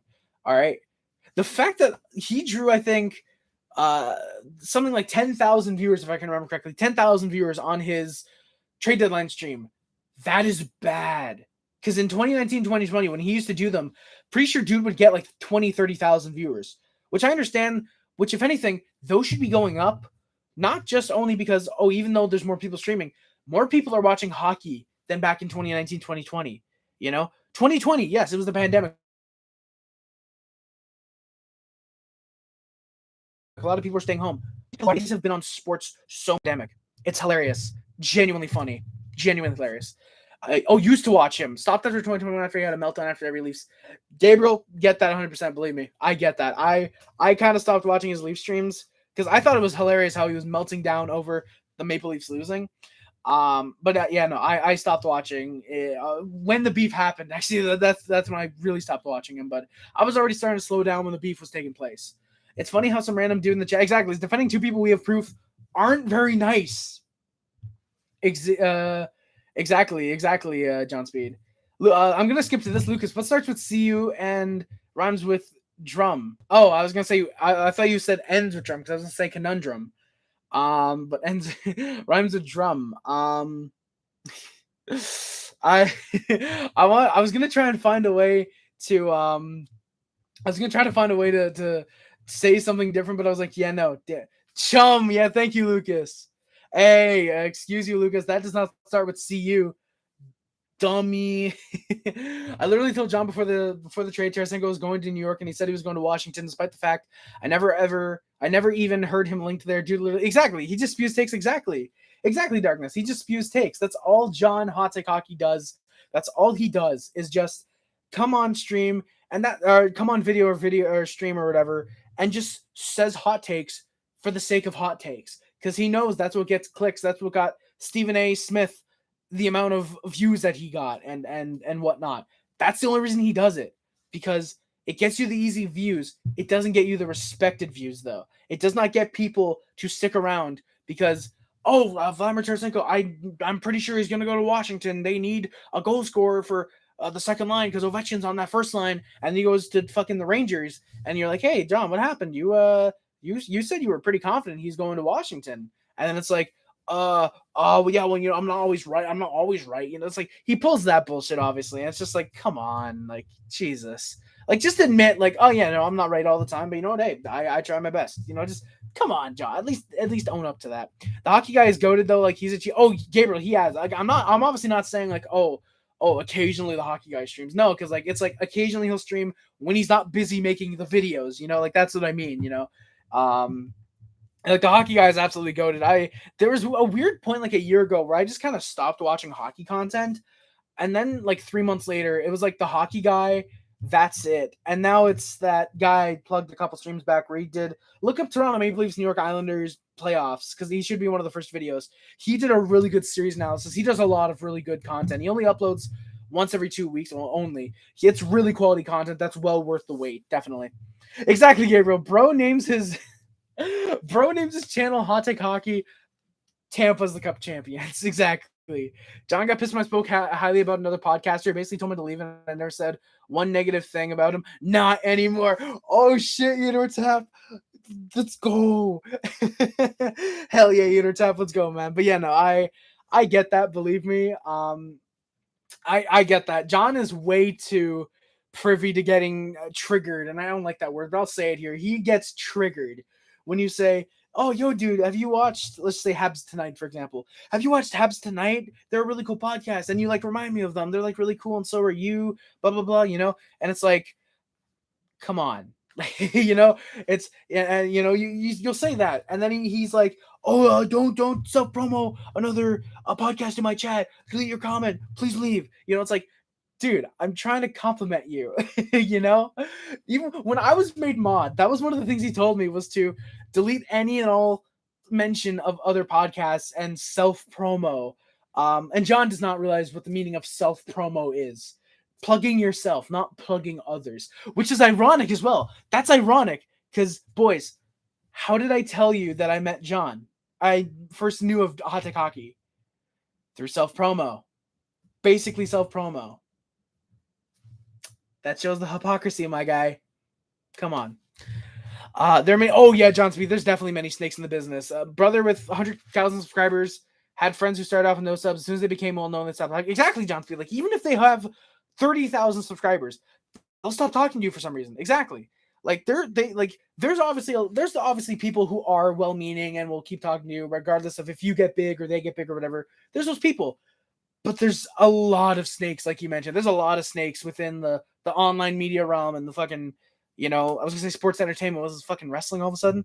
No, within, sports and just media, entertainment in general. There's a lot of fucking stupid people. The only time I remember drawing ire with John, I saw that for a second. I was like, drawing what? I'm not used to seeing the word ire in the chat. So Enzia, thank you for the big word. Training my small brain. The only time I remember drawing ire with John was when I shared a Lego Rocks 99 vid and he said no self promo, please. Yeah, I get that, Enzia. Heck, talk about more people watching hockey since 1920. I didn't even start watching the damn sport. Exactly, Darkness. Exactly. Didn't start watching till the bubble. Exactly. Enzia, I don't get how you're self-promoing, but that's John. But yeah, Darkness, exactly. You didn't start watching the sport until the bubble. That's how a lot of people probably were. It's like, hey, I need something to watch. What's on in the middle of winter? There's no football or whatever. It's like, say St. Louis Blues versus Colorado. Why not? I'll watch hockey. And 10 minutes later, like, I really want one of these teams to win. Exactly, Cameron. I don't really watch John anymore. I'll pop into his streams at the odd time. Cameron, funny enough, I actually referenced old John trade deadline streams to make mine better because I basically looked at his old trade deadline streams and it's okay. He did this swiping on my phone, clear notifications. But yeah, I, he did this wrong, and I think that I improved upon that on my trade deadline stream. and I want to make it better. I want to try and get really good Wi-Fi within the next 2 years. I know I keep saying that, but out of my control because, again, not 1,000 subs, don't have a job, haven't mixed. I want to be able to look at my content and say, yeah, I make better content than 90% of hockey content creators. I'll never get to that hockey guy level. I don't. A day, it was like 25 videos a day. I'm never going to get to that level. But I at least want to be in that top 10% of these are the YouTubers that if you're into hockey, you need to watch. I want to be right up there with the hockey guy. In my opinion, Rick talking Habs. The dude I mentioned who did the Leafs Islanders series recap thing. I want to be in that 10%. By the time I have 4,000 subscribers, I want to be underrated. You should have 100,000 subscribers. I want to actually deserve what people were telling John for the past 3 years until he hit 50,000 or 40,000 subscribers, whatever he hits. I want people to be able to say that about me and for me to actually feel like I deserve that. I want people to be able to look at me and think that. And people to come into my streams and ask me about Anaheim, for example. I don't know a whole lot about Anaheim. I know I love Trevor Zegras. He's amazing. Troy Terry has emerged into a top 6 forward. I know a couple other things about them. John Gibson should leave or should get traded because holy hell, they've been wearing down his stats and they don't deserve John Gibson right now. But I want people to be able to look at say, I want to be able to look at, say, I'm thinking Nick Bonino for some reason. Say, a bottom 6 guy in Anaheim. I want people to be able to ask me, hey, Harry, what do you think about this guy in Anaheim? And me be able to say, oh, I like this. This has a little bit of an issue. I think he's really good at this. And be able to say that about a majority of players in the NHL. Still being a Canadiens fan. And primarily focused on the Habs. But if you come in and ask me about another team, I want to be able to say, oh, yep, I know about this player, blah, blah, blah, blah, blah. Or know about this team, what their future is supposed to be. I want to actually be what John can't be, basically, while still being centric on the Canadiens and not lying about what my primary content is. Not lying about, oh, yeah, no, I'm a hockey channel. 99% of my content is based on the Maple Leafs, Because first of all, 99% of my content is on the Canadiens. No, you guys get what I mean. I don't want to have to lie about my content to get popular. I exactly, Darkness. I'd rather have 10 of you guys watching me that respected me than 1,000 people that didn't respect me because all I did was clickbait the title. Habs lost to Tampa Bay. Oh my God, rage freak out or whatever. I don't want to do that. I'd rather keep with what I'm doing now. Habs lost to Tampa Bay Lightning. I think it was a 5-3 with boring game, I think is what I put in the title for this one. I forget actually sometimes. I'm reading the title right now and I can't tell. I love doing visual gags like that. I really hope YouTube doesn't change where the title is because I'm looking at my dick in 3 years. But no, I wanna be able to keep doing what I do, but with better Wi-Fi and maybe doing OBS streams, doing them with OBS. I think the thing with John is that he got popular during the pandemic when there's isolation. You go to a hot take hockey stream, you get to talk to a bunch of people, then quarantine. Exactly, Luca. And that's the difference between me and John is John got a lot of people because of the pandemic, like you said, and he's already getting decent numbers, and people are going there because, oh, we're fans of hockey. I'm a fan of hockey. These people are fans of hockey. Let's go in there and let's talk with people. But like now, there's so many people doing different content. And exactly, I do get what you mean, Luca. I do. There's so many different people out there doing hockey content and so many people dedicated to a specific team, like me talking Habs. I don't like them, but say, Habs tonight. I don't know if they're still doing their stuff or not, actually. There's stuff like this. Tony Marinaro. I forget how to pronounce his name. I apologize, Tony, Tony M, if you're watching this. Which if you are, fucking how? But thank you if you are somehow. But sorry. I'm coming down with John disease. I'm coming down with jaundice.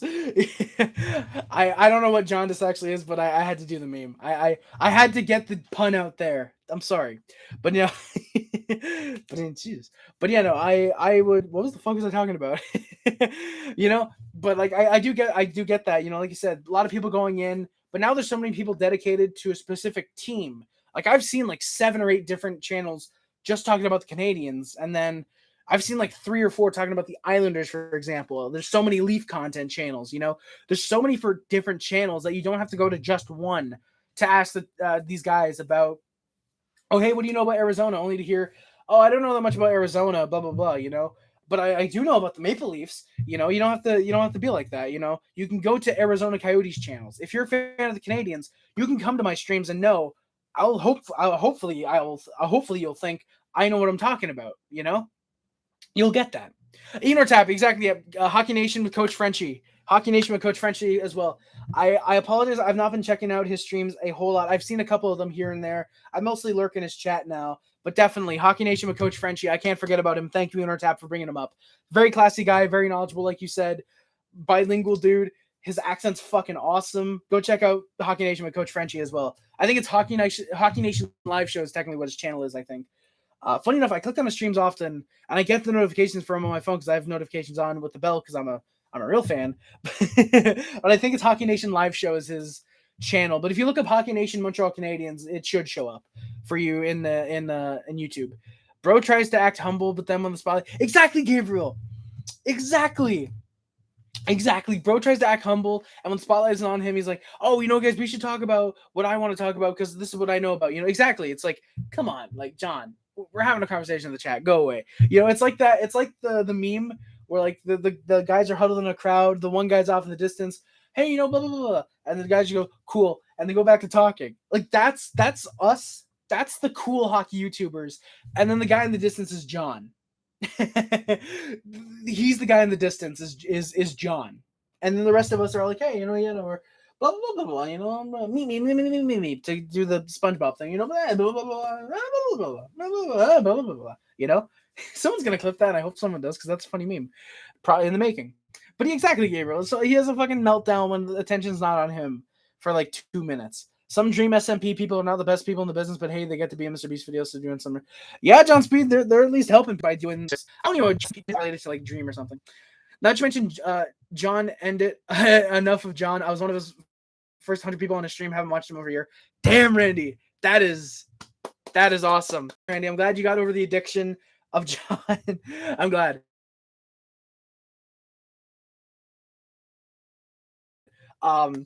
Yeah, I read Tap's Gabriel, you're better than John, you're not fake, which is something I really watch. Exactly, Gabriel. You know that like if like I like Jonathan Drouin, for example, there's people who come by the streams who hate Jonathan Drouin. And they'll comment that. They'll say they don't like Jonathan Drouin, blah, blah, blah. And I'll say, hey, you know what? You don't like Jonathan Drouin? I like him personally. We can get along, I will say your opinion is your opinion. Doesn't mean everybody has to agree with it, but your opinion is your opinion. I will at least respect that if you are respectful in the chat. Now, if you're someone like Noah, I'll make fun of you, and I'll obviously I'll poke some fun at you, and I'll milk comments out of you to get viewers, because that's how it works. You have fun with the trolls, and everybody gets to have fun, and everybody laughs, and everybody gets what they want. I'm self-aware in that regard too.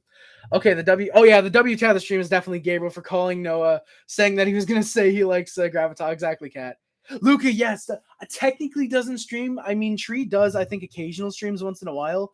I know he does one for like trade deadline, I think for the Super Bowl, and does a couple other streams. Like he does that podcast as well with the other guys. He does the Clickbait Sports, I think is what it's called. He does that. I check them out occasionally. Definitely wish there was a bit more content out of Tree, because he like you said, he's elite. It's like Hockey Guy and Urinating Tree, top two for me in my opinion. Yeah, trade deadline and free agency. Exactly, Luca. Thank you. But for me, it's like Hockey Guy number one, and then like very close, it's like Urinating Tree. I will argue if Tree did a bit more hockey content, he might surpass the Hockey Guy for me, just because I think I like Tree's humor just a little bit more. Hockey Guy, I think, gives more consistent, not more consistent opinions, but he gives more, he has more humor. Tree has more humor to the videos, and which is what I like. But Hockey Guy gives more straight up facts and opinions. That's what I like. I sometimes kind of think you dislike me. No, I don't dislike any of my viewers at all. I don't dislike any of my viewers. If you're, for one, you're watching me, and if you don't think I'm annoying, I don't think you're annoying. Because I sometimes genuinely, I feel like sometimes I'm the most annoying person in the world, and I feel like I almost have to apologize. I have to apologize. No, I always see, it's stuff like that that makes me think I'm annoying. When I misspeak like that, it makes me think that you guys don't like that. So I feel like sometimes feel like I'm the most annoying person in the world. So when I have people like you guys watching me, I thank you guys for that. For real, Harry, for me, yeah, exactly, Luca. You and me disagree on a ton of shit. We agree on some things, but we disagree a lot. But like you said, we also vibe. We'll be in calls sometimes for the streams. not for the streams, for the Sims, you'll come by, check out the streams. If you did streams, I'd come by and check you out, for example.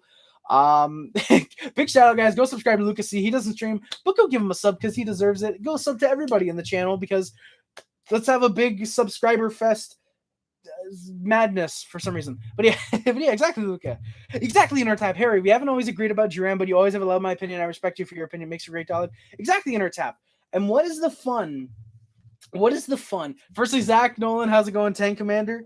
How's it going, Zach? Thank you for coming by, my good sir. Appreciate it. You've missed an hour and a half long stream, buddy, and I'm sorry for that. But oh boy, you've missed a lot. There's a reason I'm wearing the hat, by the way.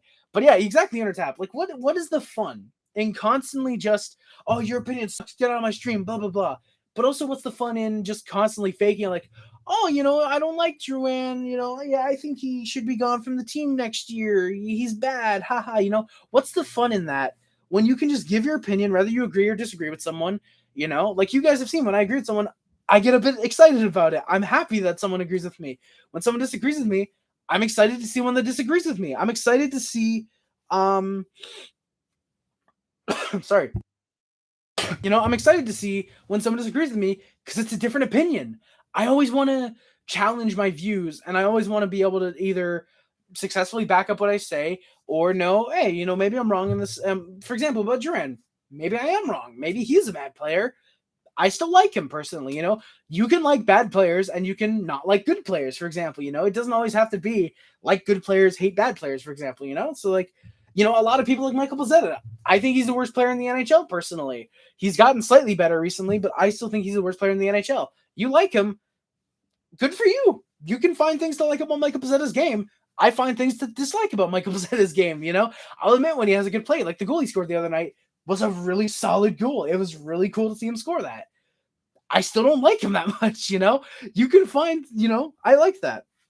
Cameron, there should be a sim tomorrow. There more than likely will be. I'm still not 100% sure, but there should be a sim tomorrow for the month of December, depending on if I can get stats out tonight. If I can, there will be a sim tomorrow. If I can't, next time will be Monday. The funny thing is, like 3 seconds. Exactly, Kat. Exactly. He was in the middle of typing that when that comment was sent. That's funny. Exactly, NZA. If I did hate you, I would have followed you on Twitter, Instagram. I think I'm subbed to you on YouTube. I might have done that. I forget. Exactly. Instead, became very close to exactly NZA. Like, we don't talk a whole lot outside of the streams, but when we do, we're vibing, we're chilling, we're having fun. Some of the Oilers content creators are top class people. Both. I apologize if I butcher the name. Dolany, and the Oilers fanatic. The second one was a really hard one to get. For some, yeah, exactly. Tactics is good. I do like Tactics. I haven't watched him a lot recently, but Tactics is definitely really solid. The Bruins fan as well. I was gonna say Doopy. No, I'm thinking of Doopy Do-Over. I don't know why I'm thinking of Danger Dolan right now. Not Doopy. I'm thinking of Doopy again. The Bruins fan who does NHL content. What's his name? Toogie. I watch Toogie sometimes. He's pretty okay. And exactly, urinating tree, exactly. Cat, I think most people like Pezzetta's mustache.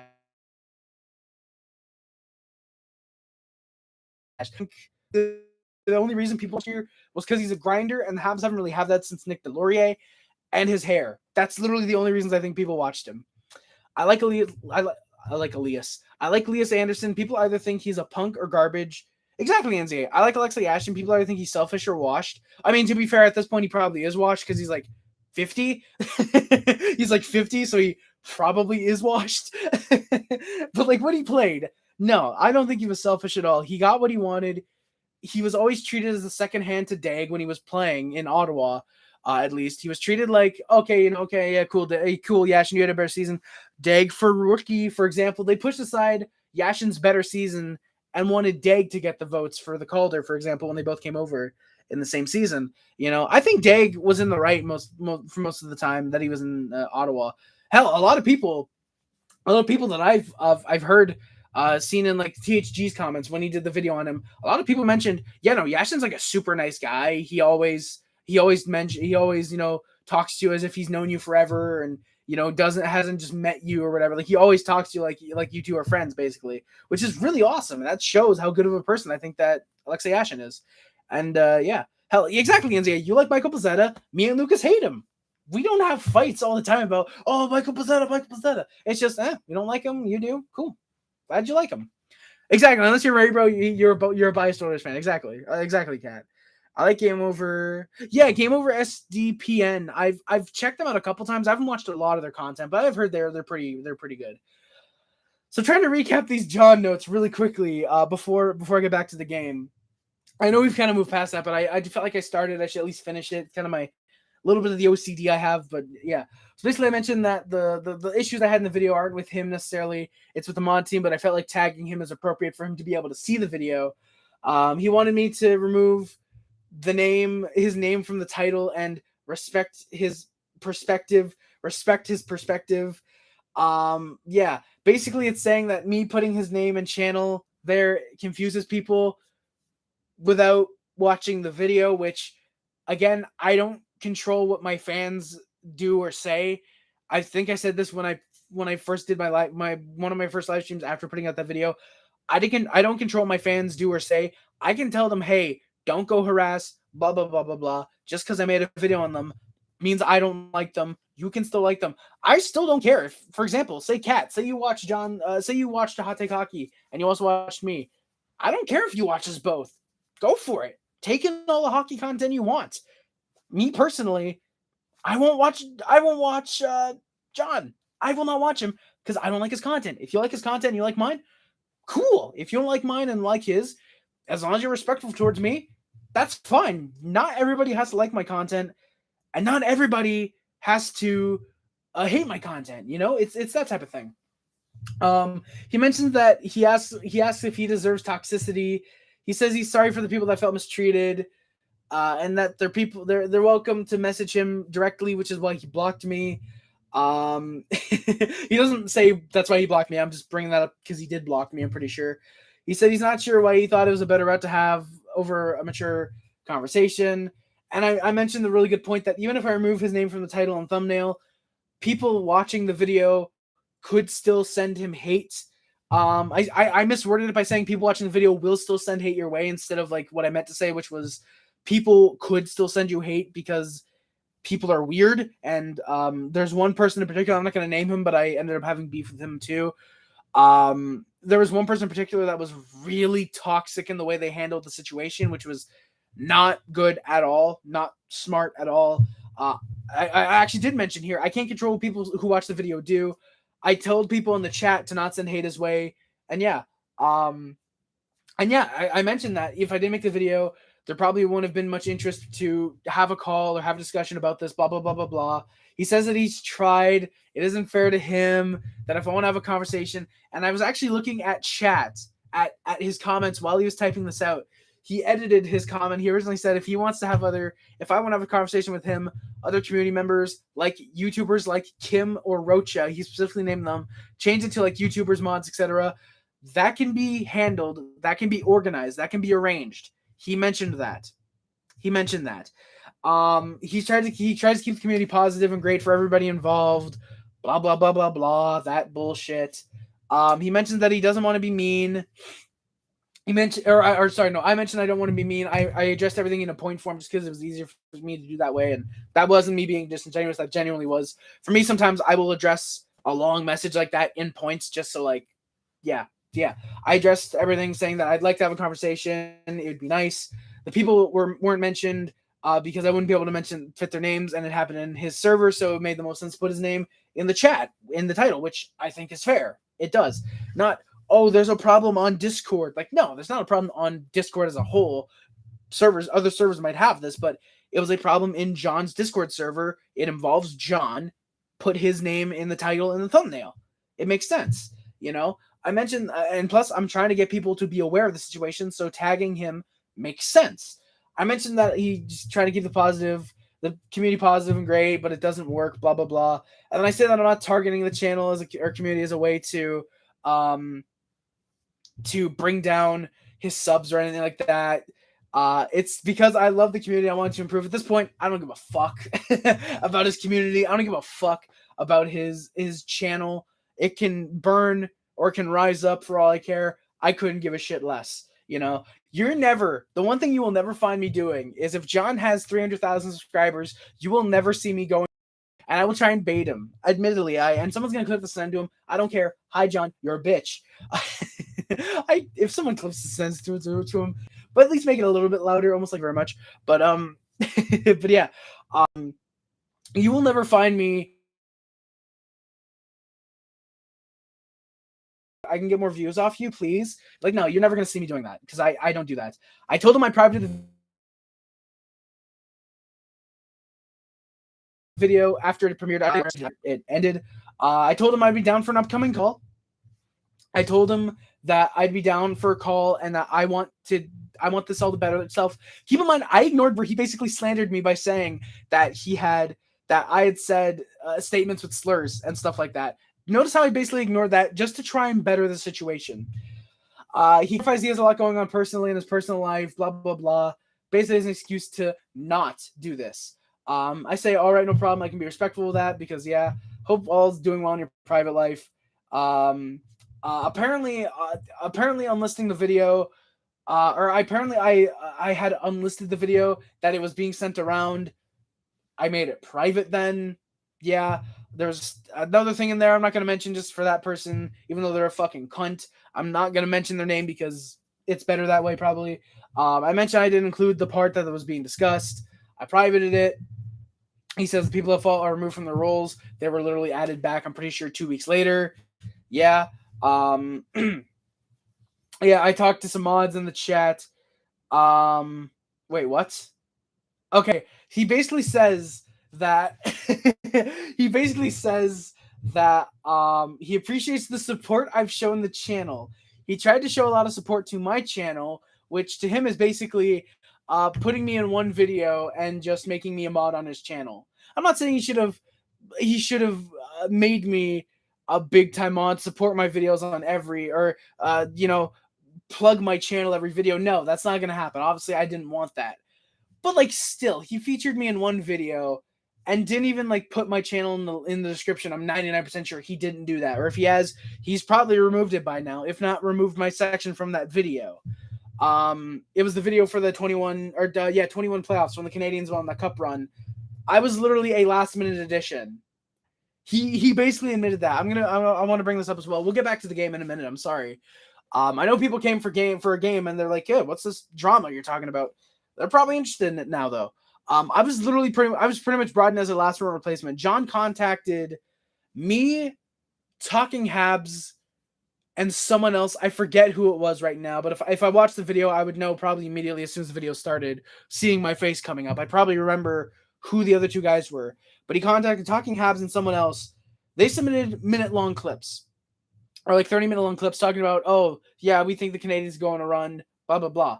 Which is basically, John wanted us to talk about why we think the Canadiens could go on a run, because he was doing this video, I think, for like 3 or 4 teams in the playoffs. Basically, Toronto, Montreal, Boston, and one other team that gets a lot of views. He was basically doing it for those teams. And like I said, he contacted Talking Habs and this other person first. They sent in their clips, and then he told me, hey, look, I want you to, if you can, make a video, send it to me like by tonight, for example, and I'll put you in the video. He wanted it to be 3-4 minutes long. I think I made it like 6-7 minutes long because I just kept talking on and on. You guys know how I am if you're recurring viewers. I like to talk a lot.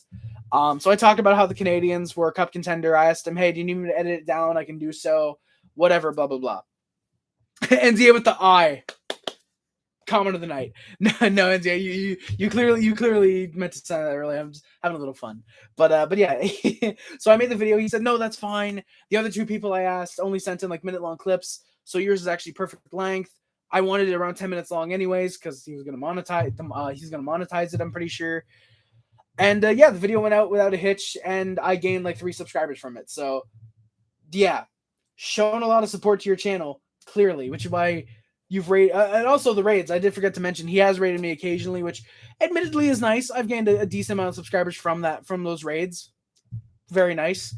But yeah, he apparently talked to many different people in the community and has made decisions and immediate changes. I was also made aware of things you have said. I'm reading this one specifically because it's really funny. Going forward, we are going to be making changes to the Discord for the better and not having an open link for the short term. Your ban will stand based on the hard slurs that were made by yourself. I have talked to many individuals I've talked to many individuals, and I've expressed disappointment because I was hoping for better from you as a friend and someone that has been active with you. Someone that has been active. Wait, what? Have expressed disappointment because I was hoping for better from you as a friend and someone that has been active with you in the community. That I don't know if someone can help me there, but just someone that has been active with you in the community, that doesn't make sense to me. I hope you can understand my perspective and that I'm making the efforts in here. I'm making the efforts here while also dealing with serious personal matters. I hope you can respect that and show Blaze to me as I have. Show respect to me, not show Blaze. I hope you can blaze up for me. He was telling me to do drugs. No, John was not. Obviously, that's a joke. But yeah, basically just that bullshit. I gave him a month. To set this meeting. Just about a month. These messages were November 14th, and this last one was 16th. I gave him until December 6th to basically, yeah. I mentioned that he apparently messaged other people to apologize to me. And this is what one of the mods, Skinner, said, basically. He basically told me that in his apology. And I'm holding back from talking shit about this fat tub of shit. I'm holding back saying much about him. But Skinner basically said, hey, John told me to message you. I don't want him giving a Seuss voice from Gravity Falls, but hey, dude, John basically told me to message you. I don't want him giving a Seuss voice from Gravity Falls, but hey, dude, John basically told me to message you to apologize for this, to better myself as a human. Blah blah blah, a bunch of bullshit basically. Gabby and Blaze were also guys that were doing this and that they had apologized. I'm cool with Gabby and Blaze. I just want to ask for an update on if we're still having this meeting or if that idea is out of the window since it's been almost a month since it was proposed. He said that the latest message I did respond to personal stuff that was going on. Appreciates the support that I've shown again. Like he said it's been his most accurate update. He said that he'll keep DMs open. We can have this conversation, but if there's trust and improvement, that conversation will be had. So he puts it out there that, we should have this conversation to better the community or whatever. And then he puts like a weird stipulation with like better trust and improvement. How is there better trust if I'm banned from the Discord and basically your channel at this point? He never responds to anything I say, even when I just come in and say hello. Because I've unfortunately watched a couple of his streams recently, again, to try and bait him. He does not respond to me on Harry Rice account. On my Harry Rice account. I've had another account go in there. He responds to it just fine. Clearly, there is definitely trust being made there. I know people are going to say, oh, how can there be trust if you're using an alt account? The fact that he's not even saying hi to me on the Harry Rice account, being like, oh, hey, Harry, how's it going? Trying to let bygones be bygones. It's funny. Better trust and improvement. You don't mention the improvement you made, so I don't know how they're supposed to be. I mentioned how I like these instances to be outlined. Yeah, I'd like how there be. I want there to be instances outlined of me using the alleged slurs and whatnot. I finally call him out on it. He said the mod team sent me their sides. He says this. The mod team has sent me their side. Based on stuff, you're gonna have to be banned. Blah blah blah. I don't know a specific timeline for you because after the video made and all the toxic behavior I received, I lost a lot of trust and understanding on your part. And this is something that again John did not understand.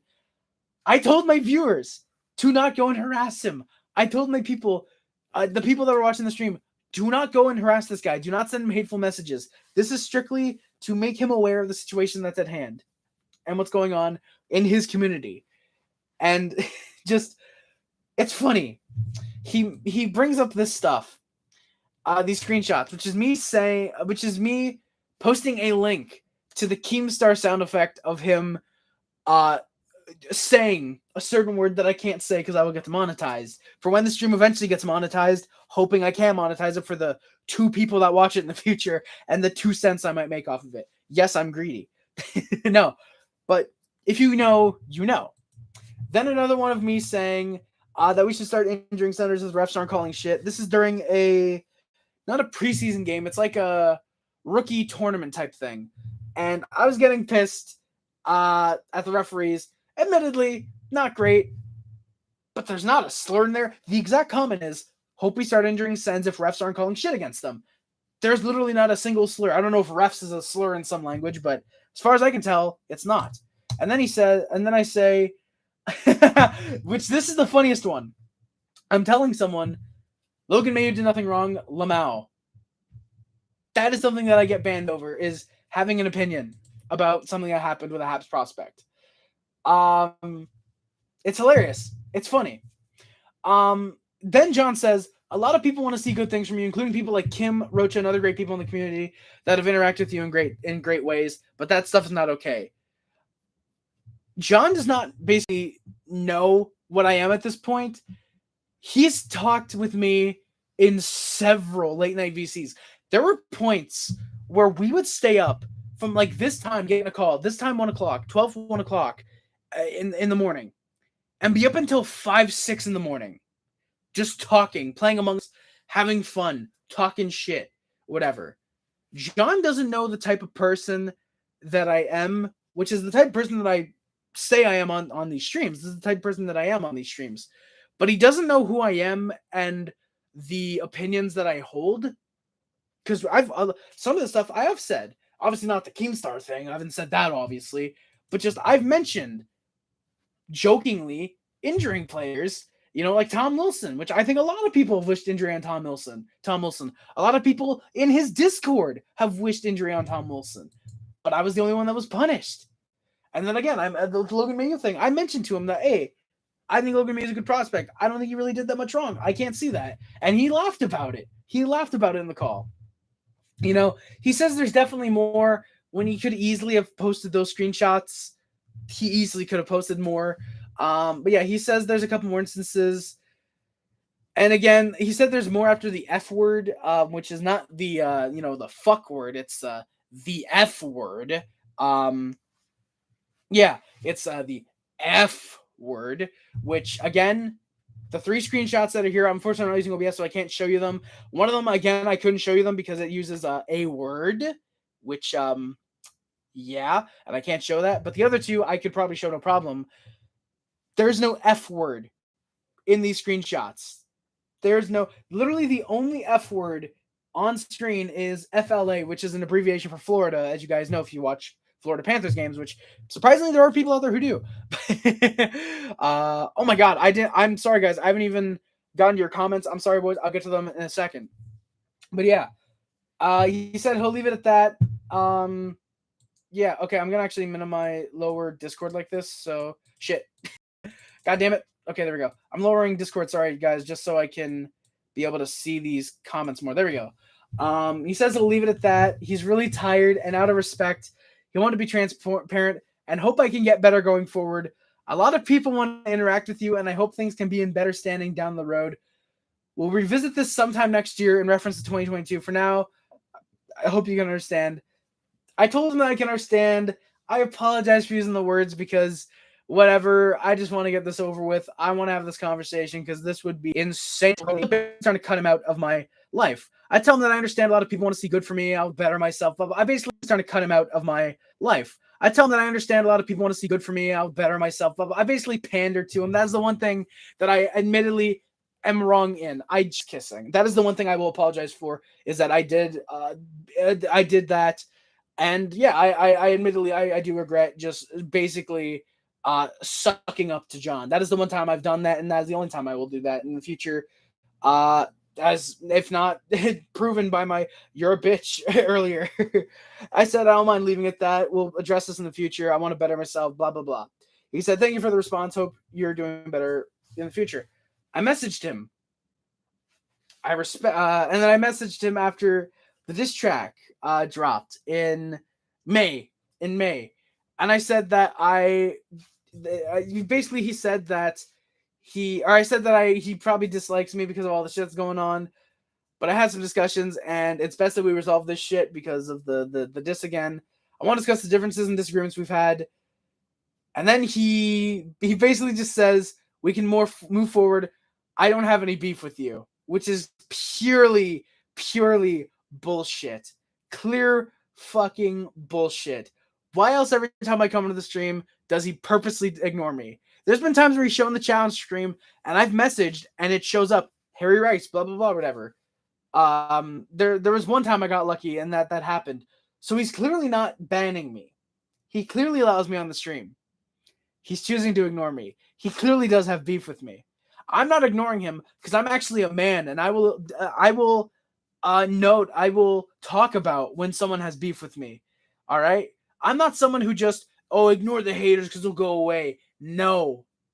I interact with them. They will bring in comments, which drives the algorithm to push my video forward, brings people in, and it all helps out. It all helps out. Liking, disliking, whatever, all that helps the algorithm. Just have more respect going forward, and hopefully you can learn from what happened. Again, what happened? We got talked to, we got shit talked about, and we did something about it. How can we learn from what happened? Oh, don't be yourself? No, fuck that. I'm going to keep being who I am. I'm going to keep being who I am, and I will unapologetically be Harry Rice. John might want to change himself, and he might want to do this and that to upgrade his stream to be more family friendly, to get NHLers and Ron McLean, the backstabber, on his podcast. But it's actually quite ironic that John got Ron McLean on his podcast, because John backstabbed his community. A vast majority of the core audience that watched him are now gone because they don't like what John is. John, in my opinion, from the very brief moments of what I've watched of his recently, he's basically become a parody of himself, blaming Justin Hall for every little thing that goes wrong with the Maple Leafs, saying the Leafs are finally getting out of the first round, making nonstop content about the Maple Leafs and no one else. He's become a parody of himself, and he backstabbed the community, which got him to where he is today. And like Ron McLean backstabbed Don Cherry, neither of them will apologize for what they did. So it's only fitting that he had Ron McLean on his podcast. It's only fitting. It's only fitting. It's funny that it's funny. John also says, hopefully none of what you did ever happens again, because you have done it twice now publicly, and don't think I have anything to do. Don't think I have done anything. Oh, I don't. Okay. Don't think I have done any. I don't think I have done anything for you to warrant that, is what he says. He fucked up with that one. Talk of death, which, as far as I can remember to the diss track, I don't recall there being any death talk in there. Chirping people's appearances and more worse things in a video like that. More worse things. Yes, worse than death and chirping people's appearances. Clearly. Move forward, learn, and better for future. Learn and better. I don't think I even laughed at this when I originally talked about it on stream. Move forward, better for future. That's all. He edited that comment, by the way. So he saw move forward, learn, and better for future, and decided not to edit that. So boys, if there's one thing we can take out from this beef, it's move forward, please, learn, and better for future. Words to live by. I'm trying to make myself cry, but I can't right now. I'm trying to force a tear so I can do like the Mr. Gigi thing for the TCAP things. But yeah, it's genuinely funny. It's genuinely sad. And I want to point out as well, because of this John beef as well, I lost a friend. Not like to death or anything. It's not like it got to Tupac levels where they're fucking drive-bys. Thankfully not. But I lost a friend. And I've avoided talking about this because we will get back to the game. This is not a stream I'm going to end at 2 hours. I will get back to the game in a minute. But I've been avoiding talking about this because I thought, hey, maybe there's a chance we can rehash this friendship and get on better terms. But at this point, I'm saying fuck it, because there's no way that me and then Isles Girl 3 will ever probably be able to remend things. She's avoided talking to me for basically a year. I've messaged her I think once or twice on Discord since the diss track dropped. We talked. She cried about a line I had. I regret removing the line from the diss track now because it wasn't even that bad. I regret that. But yeah, and then I messaged her once being like, hey, hope you're doing well. I think I messaged her once for a Habs Islanders game being like, hey, good luck tonight. Hope we can talk. And then I messaged her saying, hey, look, I'm sorry for what happened. I hope we can talk soon. I want to repair things. Basically saying that.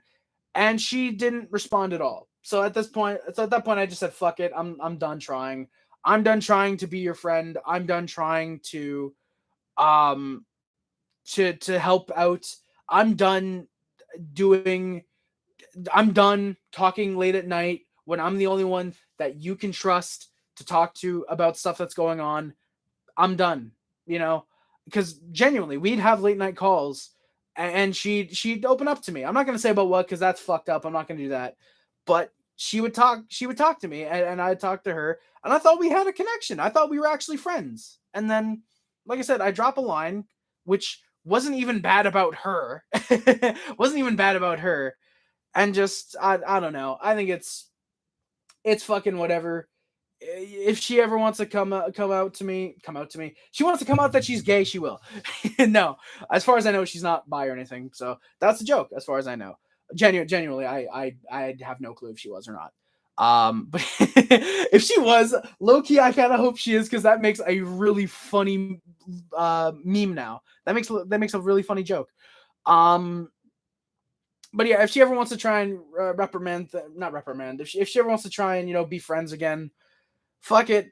I'll leave the door open, I guess. But right now, whatever. All right, let me get to your comments, because yeah, I've heard many great things about Yash, and even like my comment on Insta twice. Hey, let's go NZA. Hell yeah, that's sick. Your vid on HH about to be the most viewed YouTube video ever in the next hour, bro. Gabriel, if it is, that'd be sick. Genuinely, I wouldn't be surprised if I open my YouTube studio after the stream's done and I see most viewed this stream, or most viewed in the last, I think it's 48 hours. This stream, because it's always the most recent stream that's the most viewed for some reason. It's always the most recent stream.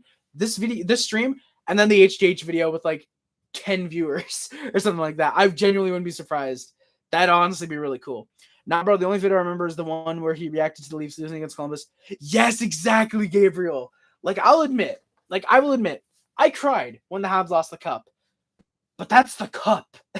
I think it's fair. And it wasn't like I got on stream and was like, I've lost. I wasn't like that.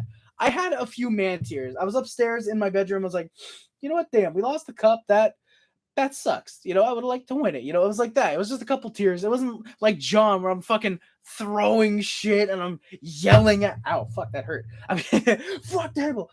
That's what John would have done. He would have started yelling at the goddamn table. He's a fucking parody of himself at this point. But I'm not throwing shit and getting mad after every loss. So occasionally I'll be like, fuck, that sucks, and fuck, and then goddamn it, didn't want to lose this game, whatever, But I'm not yelling after a goddamn playoff loss. When we lost to the Flyers in the first round a couple years back, when we lost to the Flyers in the first round, I was like, you know what? We got to the first round for a team that was about 500. I'm happy with that. That's fine. I wanted to be Philly because I think there's still a bunch of dirty fucking players. A majority of the Flyers players on that team were really dirty. But we took it to them, and I was happy about that. When we got eliminated in the Cup Finals again, yeah, I cried because, again, it's the Cup Final. When you lose the Cup 20 minutes before your birthday, you probably get emotional too. And I think I'm a bigger man than John for being able to admit that.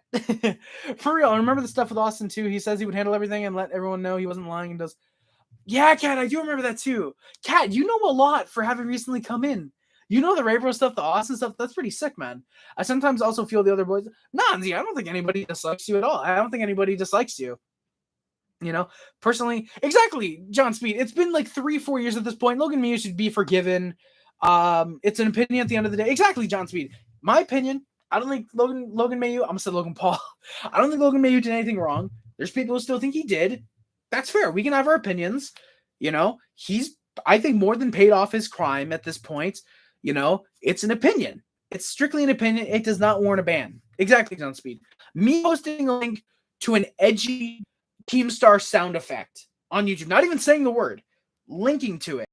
And literally all I typed in YouTube to get that, I'm pretty sure, was Keemstar sound effect, which, if you know the one, you know the one. Typing in Keemstar sound effect and looking for that one, I don't think constitutes a ban either. Me posting an edgy meme should not warrant a ban. Just no, exactly, Kat. There's only 3 people from the core viewers and the Discord that still show up. Yeah, Ray Bro, Kim, and Rocha, it feels like. From the streams that I've checked out occasionally of Kim's, of John's, Kim doesn't even come by anymore. From the ones that I've seen, maybe it's just bad timing. But when the few times I've tuned into John recently, he doesn't she doesn't come by at all. Raybro still did. Rocha does. I'm cool with Rocha. I am still cool with Rocha. He's fucking funny. I've been to check out his streams recently, but he just streams either when I have no interest in watching a live stream or when I'm busy, which sucks because I really like Rocha. He's really, really funny, and I'd like to come into the stream and check him out occasionally again. John, if I remember correctly, the line was about John failing to get with Kim. Genuinely, I'll see if I still have the diss track lyrics, because I'll say the lyric because I can explain the lyric. It's not like when I'm like blah blah blah blah blah blah blah blah blah, you know, because I don't. When you're rapping, you're not gonna explain. Oh well, this line is supposed to diss you because you can't get with this, you know. Like it's as funny as that would be, you know. Date modified. No, that was something I worked on and I never finished.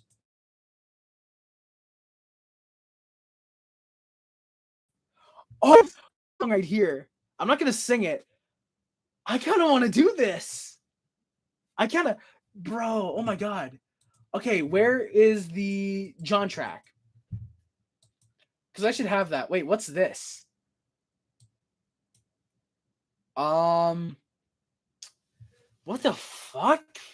What the fuck? I forgot I had that. Why did I never record that? I'm sorry, boys. I'm trying to find the John diss track. I could just go on my Google. Actually, fuck, it might be on my Google Drive. Shit, it might be Google Docs. I'll go to Google Docs because I think it's here is where it is. At least it should be. But John, I'm trying to find the line because again, like I said, I'll like explain it.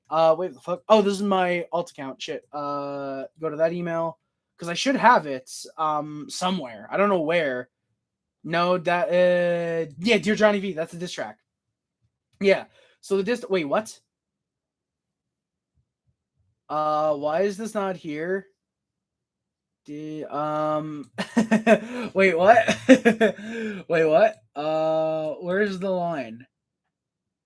I'm trying to find it. Okay, yeah. So it was yeah. So literally the line is, what the fuck did I just do? What did I just do? The line is literally, got you looking sick. If I gotta find it, got you looking sick when you couldn't hook up with Kim.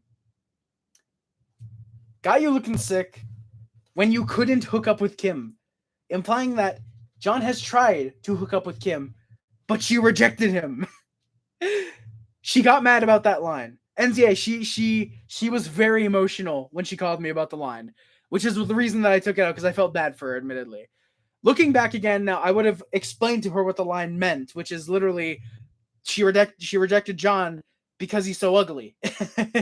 That's what the line was implying. You know, got you looking sick. That's what the line, you know, wanted to hit it raw, but that's when she just told you nah. That's what the next line is. That's literally what the line is. She got upset over lines that she wouldn't hook up with John. Makes her look kind of bad when you think about it that way. I used to be in the streams all the time, and someone I talked to a lot on Discord was Bandit. He showed me the screenshots and he clipped the whole three-way VC. What three-way VC, Cat? What three-way VC are you talking about? Because I don't think I've heard of a clip of a three-way VC. If you have that, like, I'd love to hear that. I don't know if you can like send it via Discord, for example, or what, but if you have that, like, I'd love to hear that. I don't know if you can like send it via Discord, for example, or what, but yeah, I think I'd if you have that, Austin HT and Bandit, bro, Cat, if you have that, I don't care what it takes. I would like to get my hands on that, please. I'm not gonna make a video like talking about it, obviously, unless there's like some good shit to dissect, but I doubt there is. I don't know, who knows? I'm not gonna doubt the power of HGH, but it would be funny to listen to at the very least. I bet Owlsgo 3 complained about me when you guys used to do VCs. NZA, no, she would not actually. I think the only thing she said was that you talk about the Habs a lot, and it wasn't even as a complaint. It was more of yeah, oh yeah, NZA's in chat. Yeah, no, he talked about the Canadiens a lot, right? Like, she was basically like noting that about you. She didn't complain about you at all. I don't think any of us ever really complained about you. It just sucks your favorite team probably hates you. NZA, that definitely does suck. You know, it sucks that, you know, because for a while, John was my favorite streamer. John was my favorite streamer for a while. Then I got a brain. No, I'm joking. I'm joking, obviously. But, maybe. but seriously, it does suck that sometimes, when you find out your favorite streamer might end up hating you, at that point you kind of just say, fuck it, move on, fuck you. This guy's my new favorite streamer, and yeah, find someone that actually, respects you and cares for you. Oh my god, this song that I have right here, that I have up, actually is really kind of funny. It actually, wow, I can actually do this. Wow, this could actually work. Off the top of my head right now, I remember Zepnik told John off for like 3 minutes straight, shot all the proof, and John started sucking. Cat, if you have that call, I need to hear that. Why do I look like Tim Allen from Christmas with the Cranks when he gets like Botox and he's like stuck in this like facial expression for like 2 days? Why do I kind of look like Tim Allen from Christmas with the Cranks? Kind of. But Kat, if you have that call, I would love to hear it, because that sounds like gold. That sounds like gold, my guy. Oh, my girl. You know what I mean. Hi. All right, so the Canadiens score. Sorry. Mike Hoffman's alone in the slot. He wristed past Brian Elliott from Suzuki and Savard. Habs have a 1-0 lead. Great break for Killorn. Montembeault makes a good stop. The Lightning push. Habs go back the other way. A couple looks. Lightning with some good cutoffs. Savard and Hagel shoved each other. That was broken up quickly. All right, Harry, I'm going to head off. Amazing stream tonight. Hey, thank you, Gabriel. Appreciate it, man. Have a wonderful evening. Just like the rest of you guys, in case you guys are coming or going, please have a wonderful night. Thank you very much for coming by. But yeah, Cameron, yeah, exactly. I genuinely, I wanted to get through this in like 10 minutes. I wanted to just get through the stream, just be like, all right, that was fucking boring. And then you guys start coming in with the comments and the questions and having fun. We talked about John. I genuinely might just retell this stream talking about John. I genuinely might just retell this stream talking about John. But yeah. And as far as I know, whenever I was in a call with her, she wasn't complaining. She might have done that with others. As far as I know, though, she was fine with you. She didn't mind you at all. But Gabriel, again, have a good night. Thank you for coming by, man. It's obvious why John didn't kick you. Exactly, Kat. It is absolutely obvious. Why. Exactly, yeah, Cameron. Yeah, exactly. No, shut up. Exactly, Kat. It is obvious why John didn't take care of it like he said he would. Like I'm guaranteed. Like, well, I don't hate Zepnik. I think he's a cool guy. He can have his moments, but he's kind of cool. They probably did what Zepnik did, except obviously in a much more manipulative way. Bitch to John, complained to him, showed proof that I'm a bad person, trying to, I talk shit because, see these screenshots, this proves that I'm right. It's like, come the fuck on, gain a pair of balls, admit you're wrong, and just fucking move on. Life is not all being a YouTube moderator on a channel with 30,000 subscribers, Surprisingly, believe it or not, despite my weight, I have a life outside of YouTube. Believe it or not, I actually do. So, like, yeah, come on. Exactly, Kat. John has beef with kind of anybody that has the guts to stand up to him. Exactly. Exactly. He really does. Like, he just has beef with anybody that's just like, hey, John, I disagree with you on this. He's like, get out of my chat. I never want to see you here again. You're gay. He might not call them gay, but he's like, he is say, fuck you, basically. He always tells them to like try and fuck off. He says that they're haters, and it's like, come on, John, better yourself. What you tell me, better yourself. Lightning. I'm gonna go Harris in the Sim VC tomorrow. Hey, no problem, Cameron. I will put a notification out probably tomorrow if there is a sim or not. I will say that there will probably be a sim tomorrow, like the next day, blah blah blah. Or if there's a sim, I will ping. So yeah, thank you, Cam. Appreciate it. See you hopefully tomorrow. Savard and Hagel were shoving each other. Even if it's Kim or Rocha, he'd do it to them too if they ever stood up to him. Kat probably. If Kim ever stood up to John genuinely and like, hey, you have these of me, I don't like that. John, I guarantee, would cut them off immediately, stop featuring them on the streams. Hey, yes, I'm trying to collect my money. Thank you. There we go. I'm playing a game, by the way, now while I'm streaming them. That's how bored I am of this fucking game. Someone's gonna screenshot that face at me. That was like a goddamn demon took me over for a second. But yeah, exactly. Like he'd stop featuring Kim on the playoff streams if the Islanders make the playoffs this year. Kim comes in chat. He'd start ignoring her, take away her mod like he did with me, or Rocha, like you said. Rocha, I'm a little more doubtful for just because like Rocha's an actual big streamer for like other sports.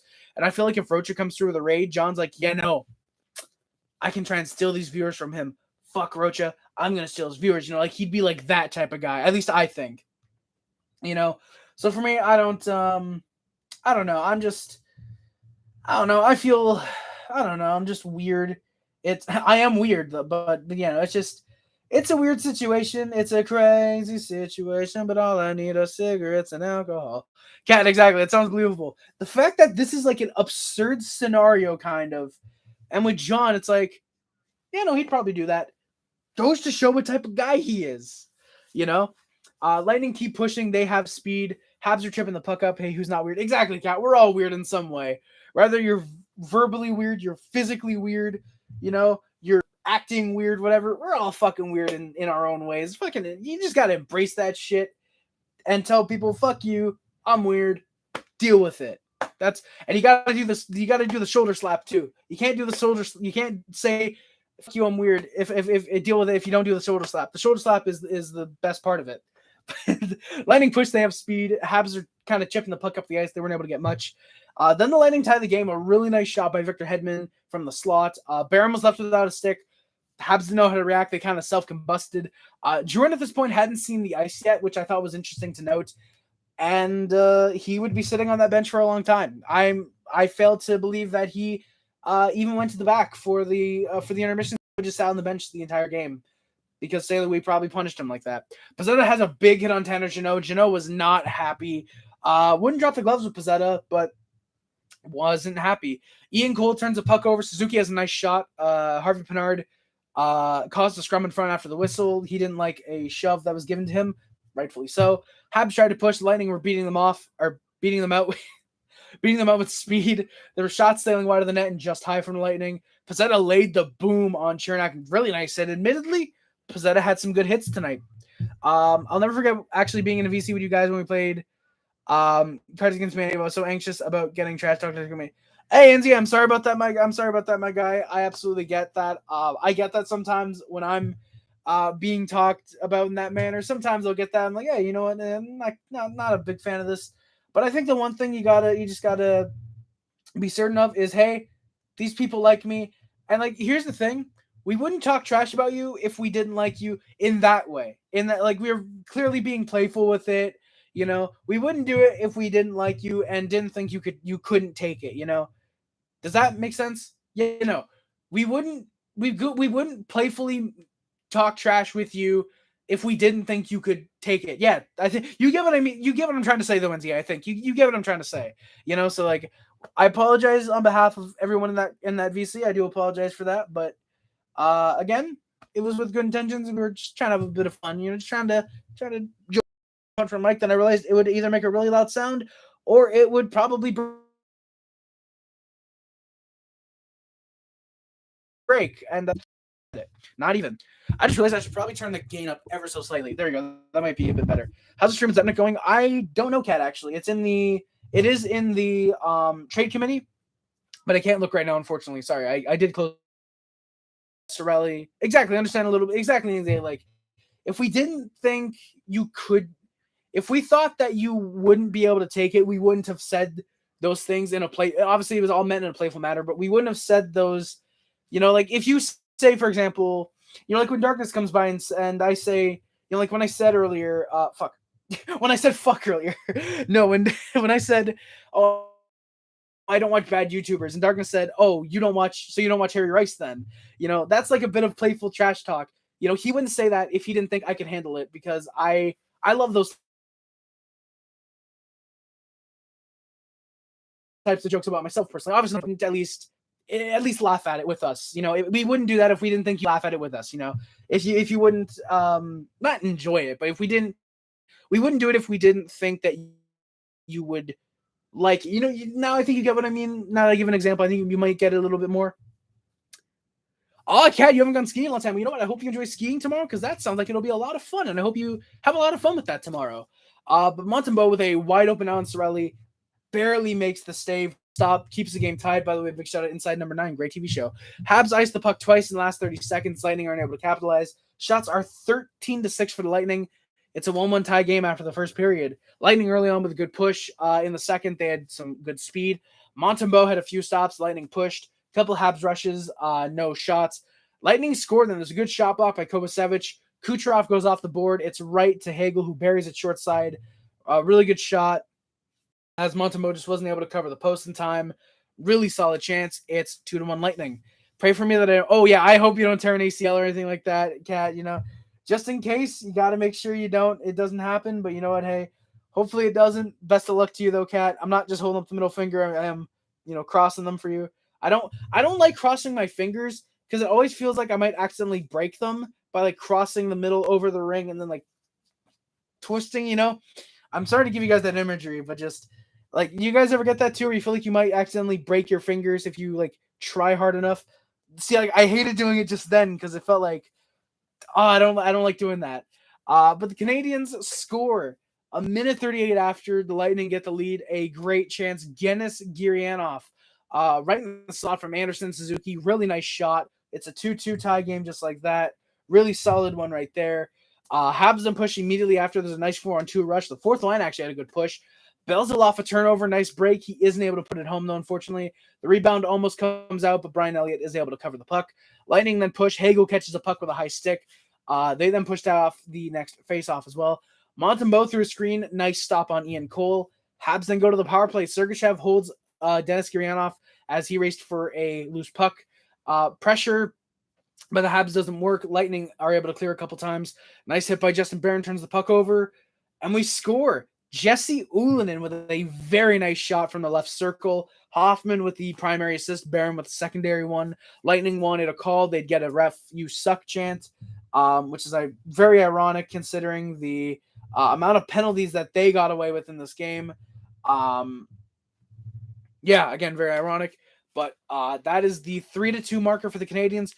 We are 1-for-1 on the power play with one shot. Unfortunately, we would not remain with the literally perfect power play. Unfortunately not. Habs then push. Gurianov with a nice pass up to Nick Suzuki. Good defense by the Lightning, though, to break it up. Habs get a bit more push as they had momentum. Lightning then go to the power play with just over 2 to play. Hoffman's called for hooking. That was a bad call. In my opinion, Harvey Pinard was all over Kucherov. Very smart play. The power play was kind of revolving around Kucherov, and the fact they couldn't pass to him was definitely killing their chances. Shorthanded break. Anderson. Sorry, boys, just a second. Shorthanded Anderson with a really nice chance. Saved by Elliott, though. Habs kill the rest of the power play off. We are 1-for-1. Shots are 25-16 for the Lightning, but the Habs with the 3-2 lead, after 40 minutes. Anderson in the opening 30 seconds. Nice speed. Shot on Elliott. Gets saved. Habs get a couple more looks. Lightning then go to the power play. Pizzetti's called for interfering with Sergachev. Very clearly. That sucks. Lightning score early on. It's Stamkos' 30th of the year with an Ovechkin-esque shot. 30th of the year ties the game up. Habs are 1-for-2 in the PK, unfortunately. Then there's a missed trip on Lightning. After a missed trip on the Habs. The refs were kind of letting them play at this point. Then Brandon Hagel with his second of the game tips a Sergachev shot into the net. It's a 4-3 Lightning lead. Monty really had no chance there. The double screen in front. Lightning then pushed yet again. Monty was standing tall. Anderson was then slow to the bench after taking a shot to the hand. He would come back to the game, thankfully. He did leave to go down to the tunnel, would come back and would get a couple shifts, I believe. Thankfully, jersey looks fresh. Thank you, Wolverine. Thank you very much. I'm glad you like the Cole Caulfield Adidas. Someone said I think this was a fresh green jersey, something like that. What is it? Adidas. Hey, Adidas green light jersey, something like that. Light green. I think it's light green. Is that what it's called? Prime green. Google just helped me out. Apparently, it's an Adidas Prime Green jersey, which is that's the type of branding that this type of jersey has. So yeah, very, very fresh jersey. Thank you, Wolverine. I appreciate the comment a lot. Thank you very much. Glad to see you in the chat, by the way. We've been streaming for almost 2.5 hours, by the way, boys. My voice is fucking dead, and I am. Thank God I have off till Tuesday. So yeah, it's a 4-3 lead. Brandon Hagel, like I said, tips a shot. Anderson was low to the bench after taking a shot to the hand. Like I said, thankfully would come back. But as we've known this season, just because you come back to the bench doesn't mean that you're fully healthy. So I'm expecting Andy to be out for the next 13 games somehow. Yeah. Lightning then to the PK. Sorry, Habs with a nice chance. Hoffman in front tries to bury a rebound. He's not able to, unfortunately. Lightning then go to the PK. Chernak is called for hooking. Habs don't look great. Lightning easily clear. Nothing there for Montreal. Jason Robertson scored a beauty against Calgary in OT. Let's go, Wolverine. I want to see Dallas get in the playoffs. I'd like to see Calgary get in the playoffs, but at this point, I think they're the first team out of it. It's the second wild card and then the start of the eliminations. I want to say Calgary's right there, I think, because I think it's Winnipeg that's just in the playoffs. Would it be cool to see Calgary in the playoffs? It's good they got a point, but at this point, looking a bit iffy if they'll get in the playoffs or not. Lightning gets some more chances. Good shot on net. Montembeault makes the saves. Canadiens could not get really out of their zone all that much. Couldn't get much on net. They were just kind of clearing, hoping to get into the zone, hoping to set up. They aren't able to do much. Calgary's my second favorite team. Sadly, yeah, Wolverine. I think they're something like 30, not 30. Jesus Christ! If they were 30 points out and barely out of the wild card spot, that'd be which I just realized I could download the NHL app so I don't have to use my Wi-Fi. But yeah. Finally, I'm not the only Flames fan in the chat. Yeah, NZA. I actually keep forgetting to bring up that Wolverine is definitely should still have hope though. NZA definitely should slide with dogs. I still have Prime. I'm pretty sure. It's looking like the Flames they do have a game in hand on Winnipeg. Nashville has 2 games in hand on them, and they're both 5 points out, so it's not impossible if because the Jets, from what I can recall, have been kind of struggling recently. So if Calgary can pick up their game a little bit more, there's a decent chance that they end up. There's a decent chance that they do end up playing well. There's always that chance that they end up playing very well and end up making the playoffs. We'll see. We can hope. I'm hoping that the Flames do get in because it'd be really cool. But at the same time, I do want the Calgary Flames to make it in because I do have a lot of Flames fans, or not a lot of Jets fans that are also pretty cool, like the Flames fans. But Lightning to the PK. Habs they clear it out. Minute left. Monty to the bench. With exactly a minute left, there's a timeout called after a whistle. Habs tried to push. There's a good chance for Hoffman, but the puck is iced by Tampa.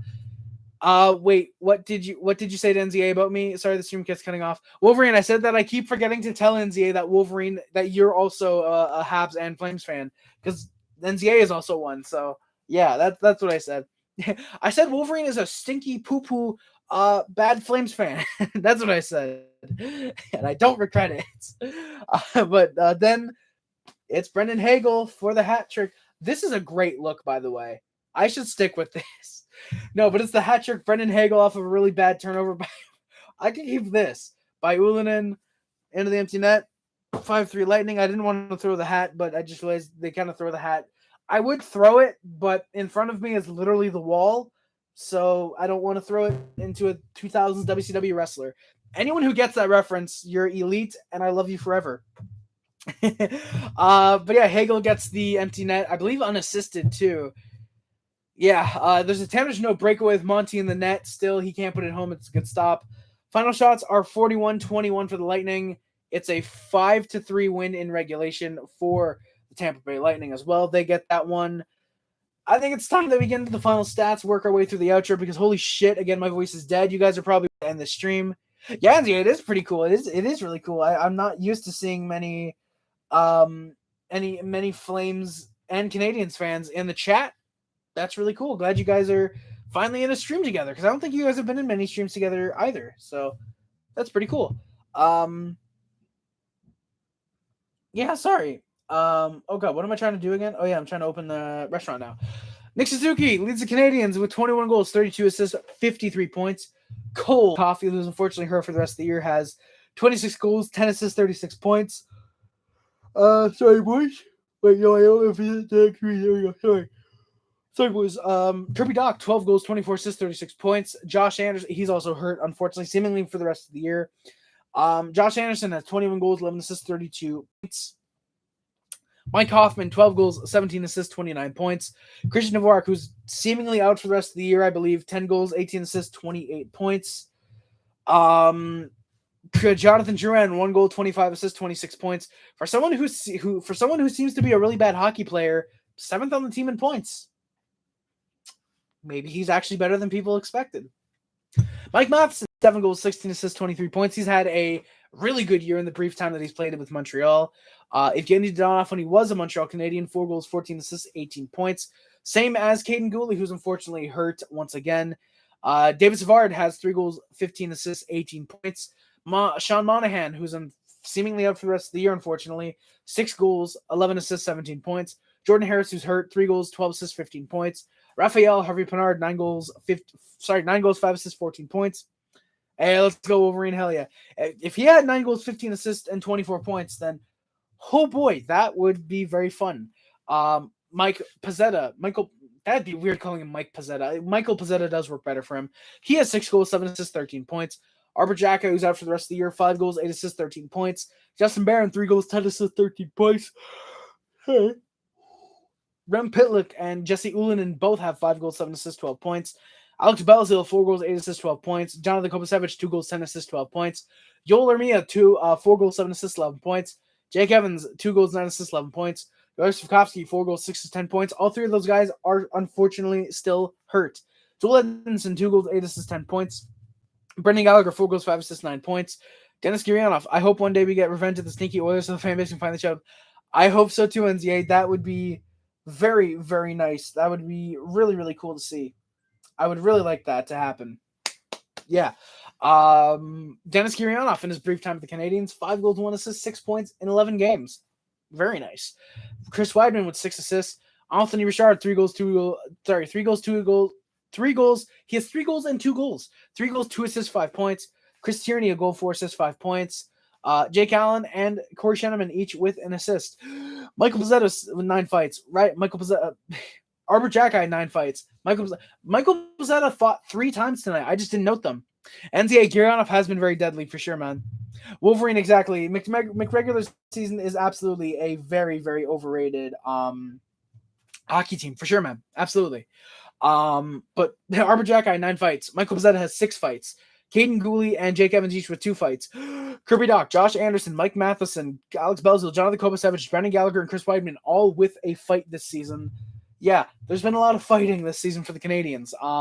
Yeah. So that is going to do it for today's stream, guys. Thank you all so much for watching. My name is Rise. Don't forget to like, comment, subscribe. Favorite channel includes on everything, which includes but is not limited to YouTube, Facebook, Twitter, Instagram, Tumblr, and also my name is Rise. Go to Puff Club, Heat Club, Subbub, D Nation, description on the other PO Box, PayPal, the Discord, Letterboxd, Sprint account, and the Discord are all down there as well. Thank you guys for watching. My name is Rise. I'm out. Adam Montreal. Always remember how bad we were like last year, how good we are like this year. Go Habs, go baby. Thank you guys again for watching. I'm going to try this again tonight. I'm out. Love you guys. See you guys. Bye, guys. Love you guys. See you guys. Bye, guys. Bye. Whew. 2.5 hour long stream, boys. Let's go. Thank you guys so much. Love you guys. Hell yeah. Let's go, baby.